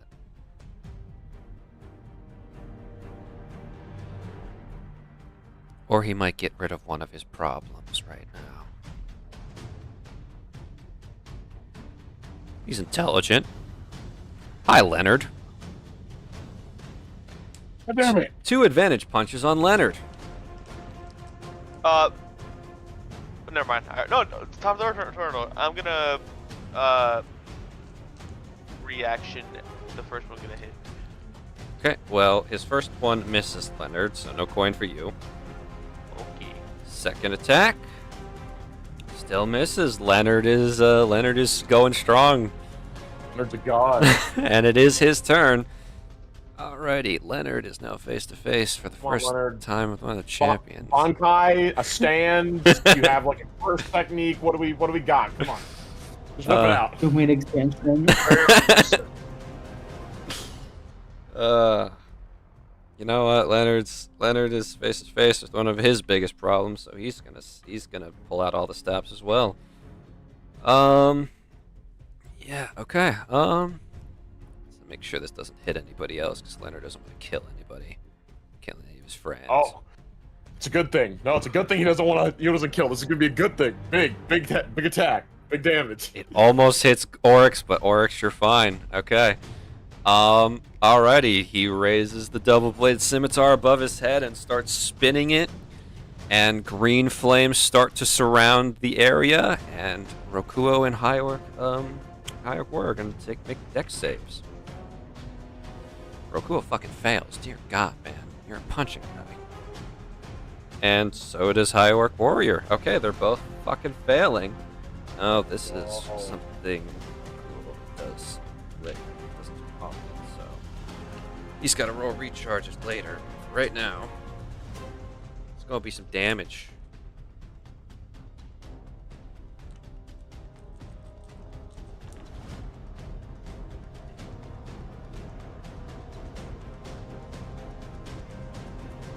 Okay, this High-Orc Warrior dies.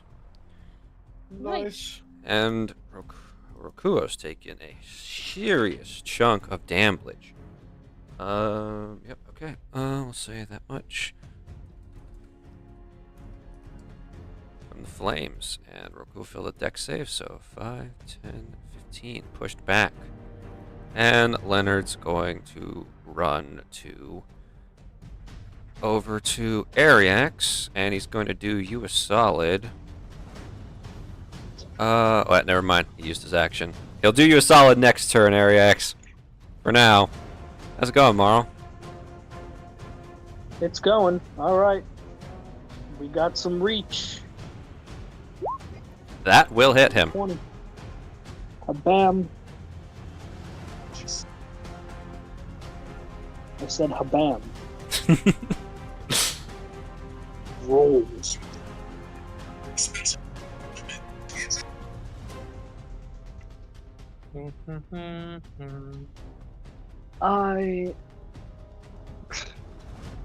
There it is. Ooh, actually, 17. Okay. 18. No, 19. 19. Okay. Yep. And then bonus action, habam.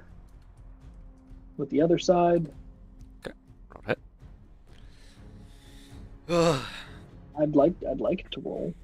See, if my rolls came through immediately, we'd cut probably 15 minutes off the stream.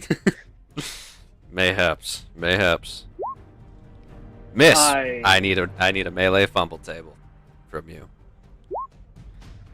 Luckily you're magical weapon, so you don't have to worry about it breaking. Why does it always? It's always that. The universe just wants your spear broken. It's like, this is your father's harpoon. You don't get to be happy. You don't. It's sentiment. Alrighty. Sagoon, your first death save.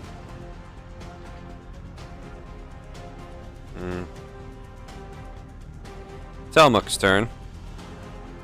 Telmuk's gonna swing at you twice with his fire halberd. First one, that's a miss, dear lord. He needs to roll off the fumble table for that one. God. Well, there's no one else around for him to hit, so he misses. Wonderful. Second. I keep making the joke about Echo Fighter, and then we both get one. Does a 16 hit you, Marl? No. Okay, you're still good. Azrith's turn. How many of his men are down? 1, 2, 3, 4, 5, 6, 7. Okay, so half his men are down. Okay. Ariax, your first death save. Interesting. Lorelei's turn. Alright. Okay. So how is it ruled when you force feed Barry? That is an action. Alright. Well, alright. Force feed Dwell Barry. Roll the healing. Alright. Let me find where I've put that.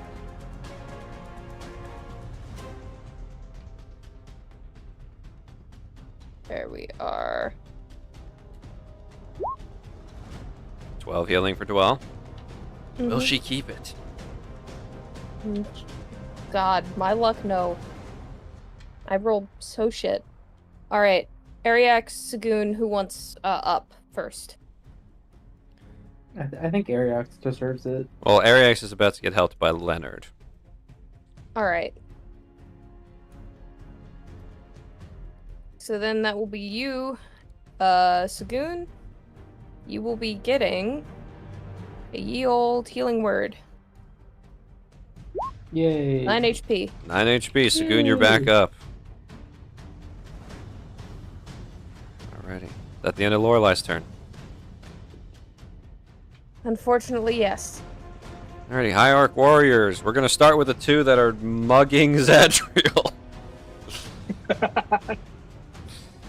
Yeah. First ones with advantage. That is a 19 to hit. Second one. It hits. 7. Misses. Zadriel's taking 9 damage. Okay.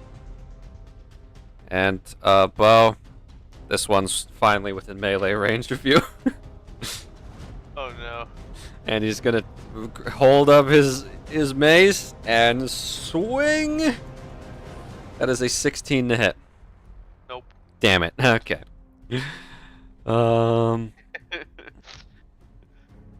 Which group are you part of?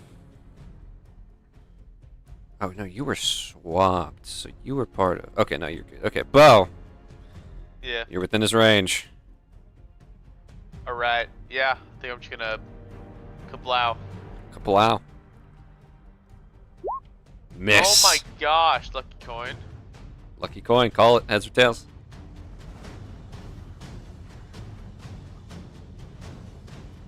Heads. You hit. Huge. You get sneak attack because of Swashbuckler. I do. 27 damage. Dear Lord, he's looking fucked up now. It's not enough. No, he had full health. Gosh. Alright, disengage. Okay. I'll go up. 5, 10, 15, 20, 25, 30. Okay. And turn. Alrighty. Orcs, you are up, brother. Okie dokie. Is Dwell up or down? Dwell is up. Up. Okay, cool. Gonna move down this way, so I'm giving her advantage. Biggest preach, buddy. But hopefully we can just deal with this guy right here and right now with a double bat. Roll a hit. Bonk, bonk. 18 hits, 13 misses. Okay. Bonk, bonk. He is down. And you are Oryx, so non-lethal. I was going to say, where's that going?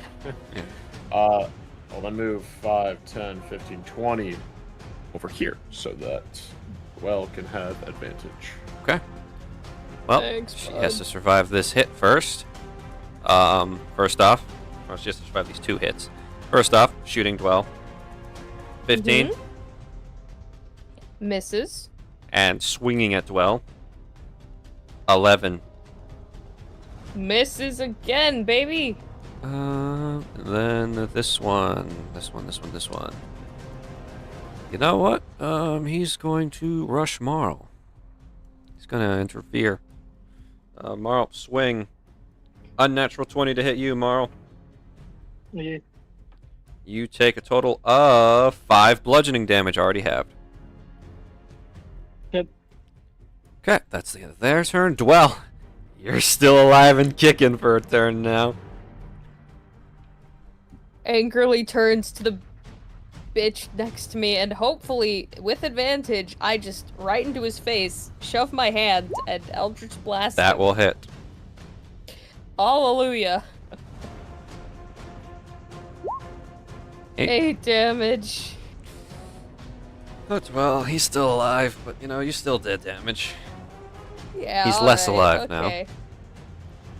Okay, alrighty. Good or Ariax? HP, health, either of you? I should be good for now, for like the next 2 turns. Ariax, I think, is down, so... Ariax is down. Yep. If you would like to help out Leonard so he doesn't have to spend his action to get him up, that would be appreciated. Mm-hmm. That's RD6. Alright, 2 HP. Ariax, you're back in business. 2 HP, brother. And he's not here. Ryan hates us, everybody. Okay. Is that the end of your turn, Dwell? Yep. Rokuo's turn, and he's pissed at somebody. So he's going to take an opportunity attack from Zadriel, because Tiny Dragon, don't scare him. Get advantage. Ryan, you there? Reaction, I don't think the opportunity attack's gonna hit. Okay. Garrett, do you still have his character sheet up or no? Nope, but I'm pulling it up now. Thank you, sir. It's his turn? No, it's an opportunity attack from Zadriel. Oh, okay. Well, I'll just roll the hit now because I know it's a +5. That misses. Yeah, it still misses, even with the bonus. Alright, cool. Alrighty, with advantage, he is punching at Leonard. That will definitely hit. Natural 20. And Leonard. yeah, Leonard doesn't have enough HP to take a natural 20. So you guys watch as Leonard gets punched once in the back of the head, and then you guys hear a crack as there's a lightning elbow directly to the center of his back from Rokuo, and Leonard goes down. Leonard does make death saves because he is a priority NPC, not a grunt. But regardless, that's Rokuo is now. Who's his next target? I said wait for me, you son of a bitch! You ran. I did what I had to. And this is me doing what I have to. And he moves how much? 5, 10, 15, 20, 25, 30, 35, 40. Leonard make his first death save. Okay. Marl. Where the fuck did this guy even come from? He was this one. No, he was not that one. He was the one that that Oryx swapped with to do. No, that's this one. No, that one is the one that's been trapped in Lorelai's spell. Oh, JK. Okay, so he's taking some damage? No. Well, he's going to be taking damage. That is true. It rolls to hit so easy, but then as soon as I tell it to do damage, it says, "All right, give me like an hour." Ryan, are you there? Yeah, I'm here, but just letting you know, I'm gonna have to get out because I have to go to bed for work. So. Okay, I will note. Ariax was back up with 2 HP. I already healed him. I got your character sheet. All right. Okay. Thank you. All right. Good luck. See you later, Ryan. Thank you. Okay. See you. Okay. See you. So there's, peace up. So there's 20 to this boy. Okay. What do you say? Oh, Lord. And then, well, we'll go for the second to try to deal with him. That will hit. Die. Do not foresee this killing him, but you're welcome to believe that. I'm just saying die. Alright. I don't know if he's dying. I'd like him to. I'd also like this to roll the damage. Okay, he almost dies. Alrighty. Is that the end of your turn? That's all I can do. Okay.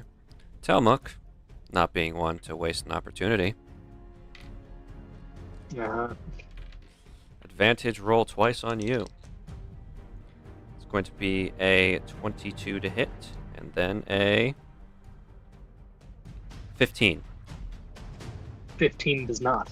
Okay, you will be taking 4 slashing, because you have it still, and 3 fire, so 7 damage total.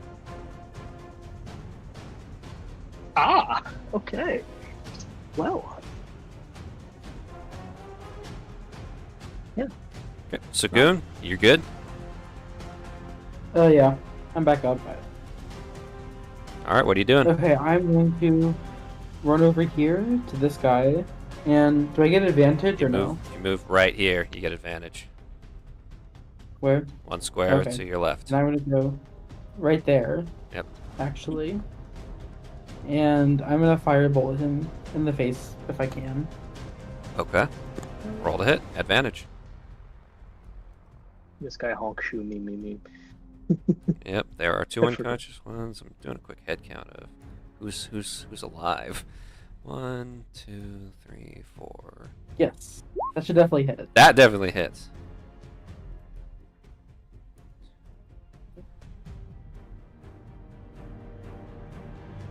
No, I don't want the damage. Okay.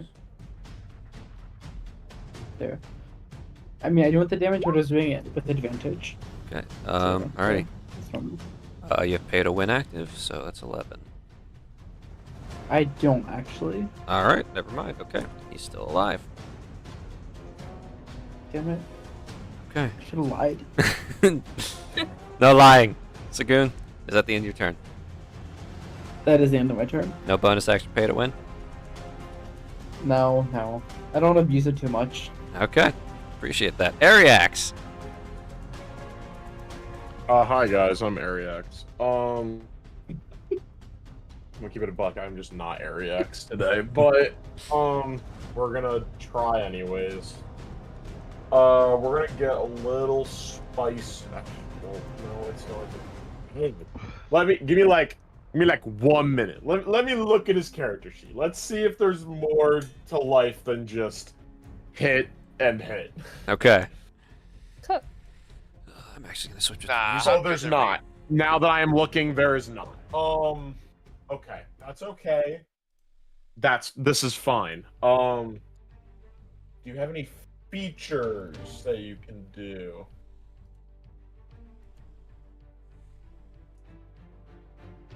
Okay,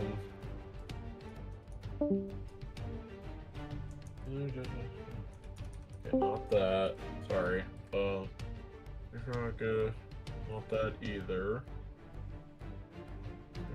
Nope.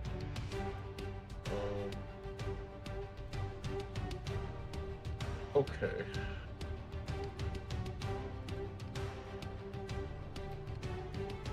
Alright, this is This is certainly a time to be alive. Alright. Well, contrary to what I said, we are just gonna do what we've been doing multiple times. Oh, you know what? Can I actually... can I make a, let me see what his stat is for it real quick. Yeah, can I make a, as an action, can I make a medicine check to try and stabilize Leonard? Sure, yep. Cool. To roll an above a 10, otherwise he fails a death save. Oh, that is so right. Okay. Fuck. I don't know if I want this on my hands now. Shit. He's already made one death save, so that could... No, which could have been a natural one, so this could be it if I fail. No, it's not on your hand, it's on area axis, dude. No one will see it in that way. If anything, that would be even more of an infuriating issue. Yeah, I think it's Garrett's fault for sure. It's what? I think it's Garrett's fault for sure. Yeah. Alright, is the hierarch in front of me taking any damage? He has taken minimal damage. Alright, fuck, man, this is the... Actually, no, the one in front, I was looking at Zadriel. The one in front of you has taken almost half. Okay. In that case, I am going to use, I'm gonna use, nothing. I'm just gonna attack. Okay. Go ahead. Really. Sorry that I took points to say that, but I'm all just trying good. to weigh options here. Weighing your options is important.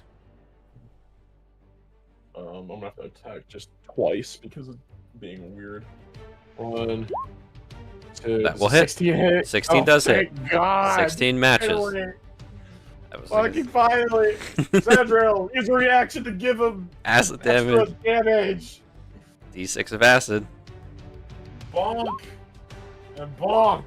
All right, that's going to be a total of 15 damage. Is it on or something? I don't know how the 4 piercing damage works. That basically is if you would use the weapon's ability to activate the bleed effect, and he has to make a saving throw for that, or the orc has to make a saving throw for that, and then he takes. Once per turn, when you may perform a special maneuver. Oh, so it doesn't take an action. No, it does not. Okay. Then no. Whatever. Okay, so only 15 damage. Guy is barely alive. Cool. Zadriel, kick his ass. Zadriel's advantage. Fight. That yes! hits. Down. He's dead. Please. Yes. Okay. Jesus. Minimum damage.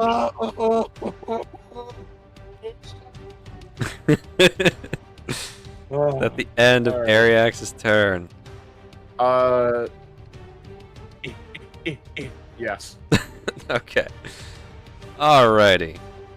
It's Lazarus' turn. Let me take a quick head count here. Let's see here. I'm gonna move dead bodies. Lazarus hasn't even been... Oh wait, has he been hit? He's been hit once by Bo. It's fine. It's fine. We'll get there. We'll get there. You're unconscious. You're unconscious. You're dead. Oh wait, did I? Board clearing. Oh, never mind. I guess I didn't go. Whoops. EP.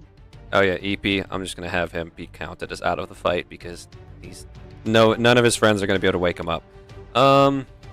Without dying. So there's only 1, 2, 3, 4, 5 of them left.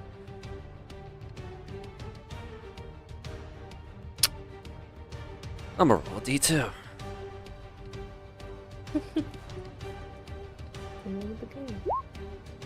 The name of the game. That's an inspirational 2 right there. I'm inspired. To have Lazarus, he's going to survey the carnage and the losses on his side. He's going to reach to his side, grab the war horn again. He's going to blow into it. Rokua was on his way to crush Lorelei. And And so this one was about to attack Zadriel again. This one was, of course, going to shoot Dwell again. What else would he do? He's been doing that all combat. This one was chasing Bo, and 2 fighting Marl were trying to kick his ass. But they all seem to freeze when the horn sounds, and they are going to take their turns to book it, because Lazarus is running into the forest. 20, 40, and he's off the map. Hierarch Warrior's turn. 5, 10, 15, 20, 25, 30, 35, 40, 45, 50, 55, 60. Of course, I'm going to let you guys have the opportunity to run him away. This guy's just going to dash. He'll take an opportunity attack from Zadriel and Ariax at advantage. Whatever. 1, 2, 3, 4. 5, okay. Well, hang on, sport. He might die. No. Hey, Well, man, maybe. You don't know about this nat 20. You don't know about this. Please be no. It still hits. Still hits. I'm using a serrated. Okay. What's the saving throw on that again? I believe it's 14. Yeah, it's a con. 14 con. Okay. He succeeds. Alright, fuck you. So he's only taking 10. Oh, wait. It just... He doesn't even take half of the... Unless okay. it's... Yeah, no. Because he's not inflicted with the bleed condition. If they have advantage, okay, never mind. It just doesn't say... Okay, yeah, you just take nothing then from that. Can you do this? Oh, cool. And then Zadriel reaction. Bonk. Okay. And then Zadriel's hitting. Well, if Zadriel uses reaction to cross the acid, he's not reacting to bite, because with an opportunity attack. I thought that's his bonus action. It's not his turn. He goes right after me. What are you talking about? This was an opportunity attack. Reaction for an opportunity. This was a reaction for an opportunity attack. Right, I know. Oh, that's what you mean. Oh, okay. Well, then never mind. Well, regardless, he's just gonna use the reaction to help with the acid. React Okay. with the damage. So Okay. Yeah, that's fine then. Alrighty, who else is part of that group? Nope, the other 3 are part of left group. Lorelai's turn. Alright, okay. Rokuo is not booking it yet. He is going to on his turn from the reactions you've got.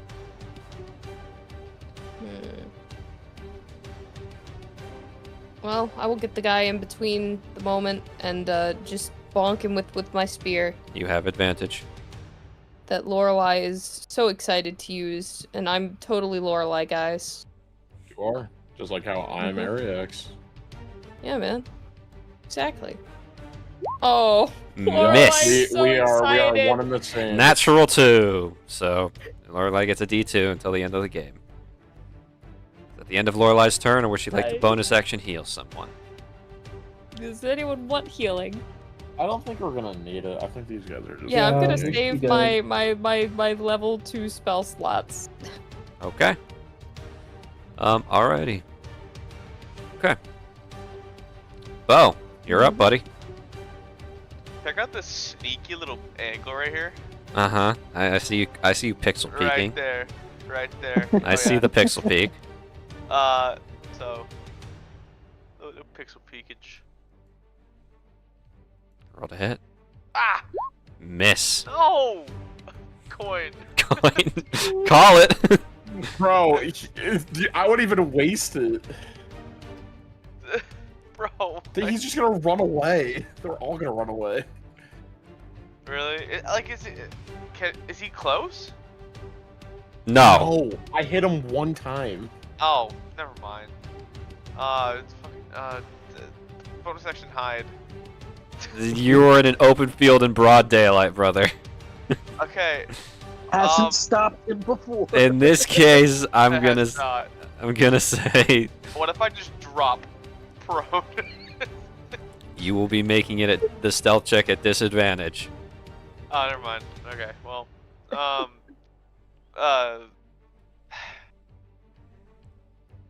whatever. Okay. 5, 10, 15, 20, 20, 25, 30, dash action, 35. Okay. Alrighty. Oryx. Bob. That's a depressed Bob.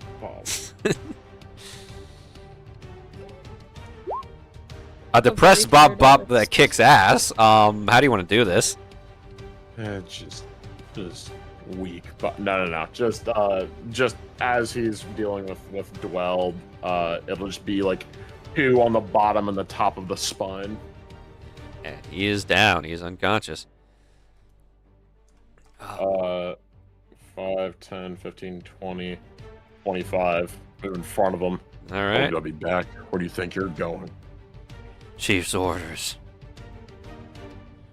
Don't care. Okay. Alrighty, is that the end of your turn? Yeah. Alright, is there anyone left from that side? Oh, yeah, okay. Whew. Alrighty. 5, 10, 15, 20, 25, 30, 35, 40, 45, 50, 55, 60. And then this guy is going to take opportunity attack from Marl to dash. 5, 10, 15. That hits. Roll damage, because you might just straight up kill him. I'm still raged. You are still raged.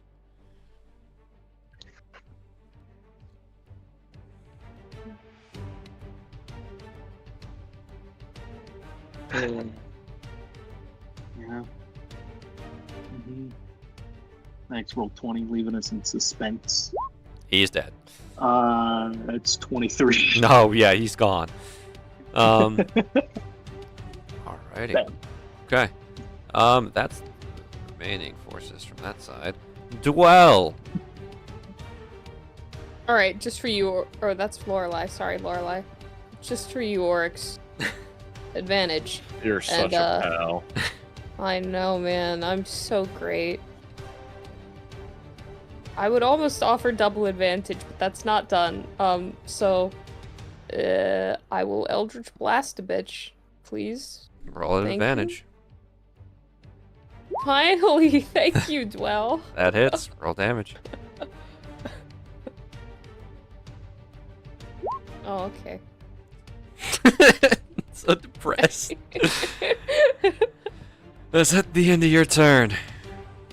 Yeah, for now. Oryx, you're almost, you're halfway through Dig Deep. Yeah. Rokua's turn. He has orders to run. That much he knows. What are you gonna do? Run?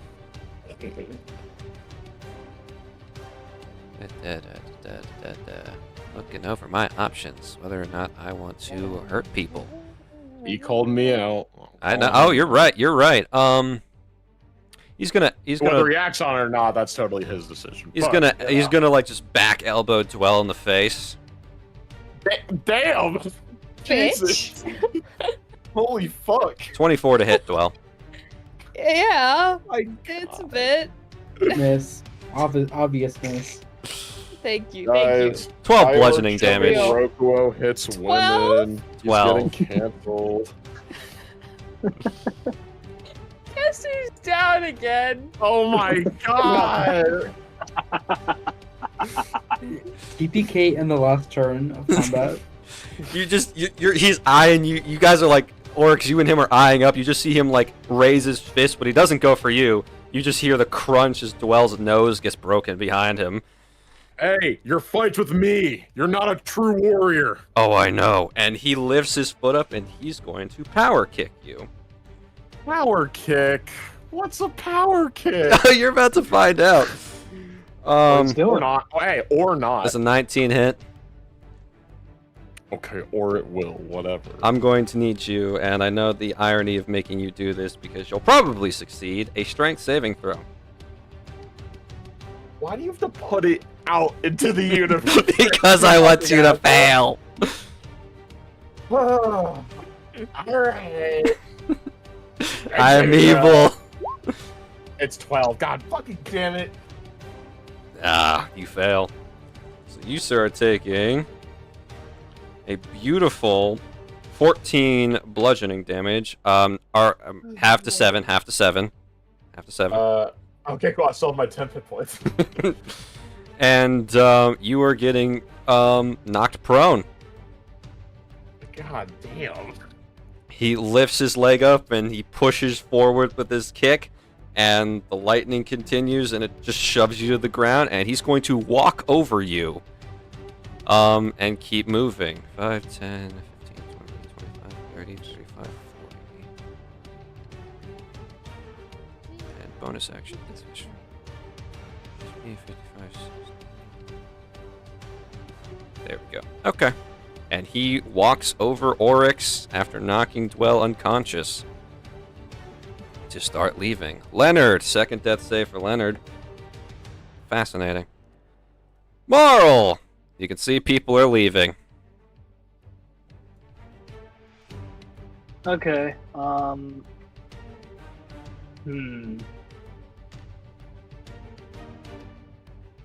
right. Sure. Bam. Bam. What's bam? You know. You'll see. You know. Oh, dear God. Yeah, that hits. All right. Now we gotta wait.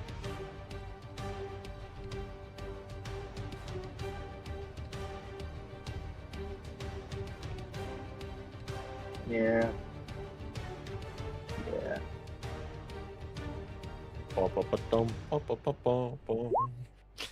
That's going to be... give me the number. 26. 26. Dear Lord, Marl. People wonder why I give my enemy so much HP. And then I can... And then I can wait another 10 minutes.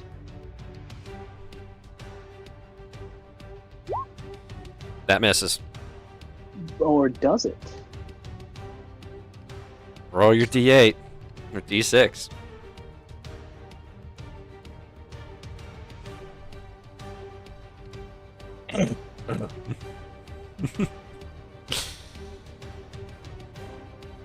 Oryx, how did it feel to be a welcome mat? I'm like one of those like a sport player. I don't think that after a game doing the announcements, there's like no comment. No comment. Unfortunately, Marl, that will not hit. Alrighty. Okay. Sagoon, blast him. Sagoon, what's your plan, buddy? Okay, question first. Can I take bonus actions at the start of my turn? Yes, you can take bonus actions at any point during your turn. Okay, bonus action pay to win. Okay. 1 second, I'm taking silver help. And then I'm going to use my last second level spell slot to magic missile, what's his name? Telmuk. Telmuk, okay. Roll damage. That's 20 plus 22. I've already got the 20 in, 20. so 5. 2 more. No, 10. I can't do math. 1 more. 12 damage. 32. Okay, 32 damage in total. Okay. Okay. Ouch. Again. Why do I give them HP? Because they need it. Is that the end of your turn, Sagoon? Yeah. Okay, Telmuk's turn. He is willing to take an opportunity attack from Marl and Bo to get the fuck out of there. Is it still an advantage? Yep. Let's see. Bo and Bo, obviously you get sneak attack with this because advantage. Jam. What? You opportunity attack with advantage because Telmuk's running. Sick. And that hits. Mm-hmm. Had a brain speech glitch there. 17. 17 will not hit, Bo. Oh my gosh. He's a champion. He got high arm. No, class. I know. I haven't hit someone in like life round second. There you go. That's 24. 22. 20. 20. Okay. Well, no, he has bonus range, damage. it adds to- Yeah. Nice. Alrighty, he does not die, and he makes it into the deep woods. Ariax's turn. Take your pick. There's Rokuo, and these two schmucks over here. Any of these guys low? This guy. Alright. Chained serrated blade. The OC weapon of the century. Shit, I bet. Out of that finger. 30-20. That hits. Oh, wham. He is dead. Die. See, guys, I did something with the Ariax, alright? Jesus. Alright. Is that the end of Ariax's turn? Yes. Okay. Lorelei! Lorelei helped well. I'm so sorry. I forgot I was little. I'm getting a little tired. It's okay. Can you tell? We're almost done. Yeah, alright. Force feed berry again. I would not waste the berry. Does she have a spell slot? This is... I do, but I only have second level spell slot. Actually, you know what? It is the end I'll of spare the combat. dying. Dwell is spare the dying. Okay, Twell is no longer making death saves. Mm-hmm. But she is still incapacitated and unconscious. Just left Leonard out to dry. Well, okay, Lorelei's making her way over there. Also, You have healing word? Dwell's a party cares member about and people? Leonard's not. Wait, do you have healing word? I do, but only at second level. Just do it. End of We're- combat. Yeah, alright. Yeah, it's the end of combat. Just do This it. is true. Oh, Leonard. I wasn't sure if we were gonna chase him down afterwards or not. No, So... I have an idea. Alright, sweet. Roll healing for Leonard. Mm-hmm. 10. 10 healing. Leonard's back alive. Whew. Okay, I will say that he was succeeding death saves, so he was fine. But, whew. Alrighty, the last two warriors are gonna 5, 10, 15, 20, 25. Oh, the last warrior is gonna 5, 10, 15, 20, 25, 30. Okay, he makes it. He makes it. One makes it. That one's part of the other group. Bo. There's Rokuo, and then there's the guy over here. Has the guy over there been hit? Yes, he's at exactly half. Actually, a little under half. And Roku is just fine. Roku is pretty okay. Okay. Yeah, I'll try to make sure there's no cowards. I'll shoot this guy. Try to make sure there's no cowards. Roll to hit. That hits. You have sneak attack because you're the only one targeting him. He is dead. Hell yeah. This is what we call the cleanup phase of the battle, everybody. 5, 10, 15, 20. Alright. Get him. Oryx. He You is are just pro. I know. He is just going to sit up where he is. Not stand up, just sit up. He's gonna just like wipe off the area that was dented in, and he will yell over. Bo, let him go. Why? Do it. Cause he's not gonna know what hits him when we get back up, and we'll be ready next time. Just let him go if they're gonna be cowards.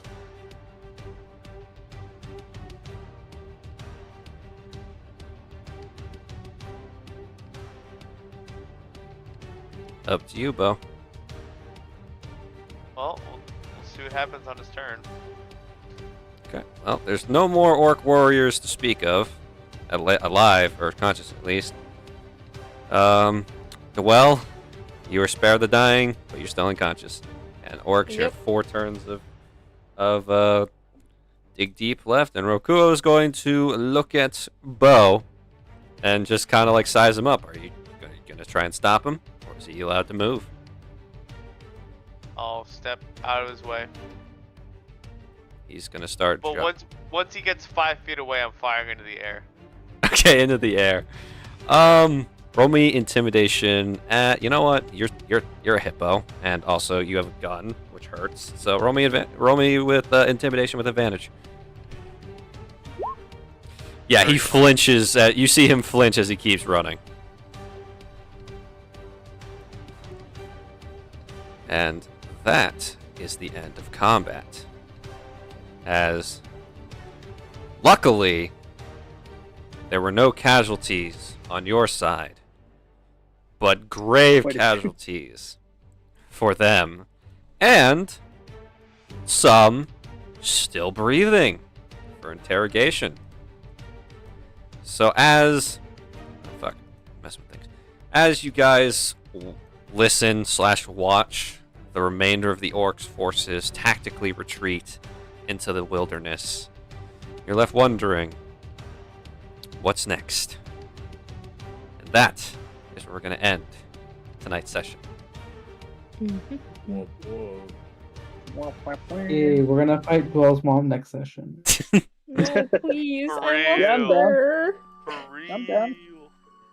Please, no, you guys are forgetting she's still one of the 4 great heroes. Yeah. I thought there were 5. There are 4. My mom could wipe the floor with us. I'm sure. I doesn't mean I won't step to her. Oh yeah, go. Listen, that's my mom. Please. Regardless, thank you all for watching. I hope everybody has a wonderful weekend, and we will see you all same time next week. And hopefully we'll have the full party here, and yeah, other players will be less tired and feeling better. But regardless, again, thank you all for watching. Make sure to like, share, and subscribe, and hit the bell. And yeah, that's just goodbye from us, from the Inspirational D2s. Bye-bye. Bye. Bye. hate those cowards. Real.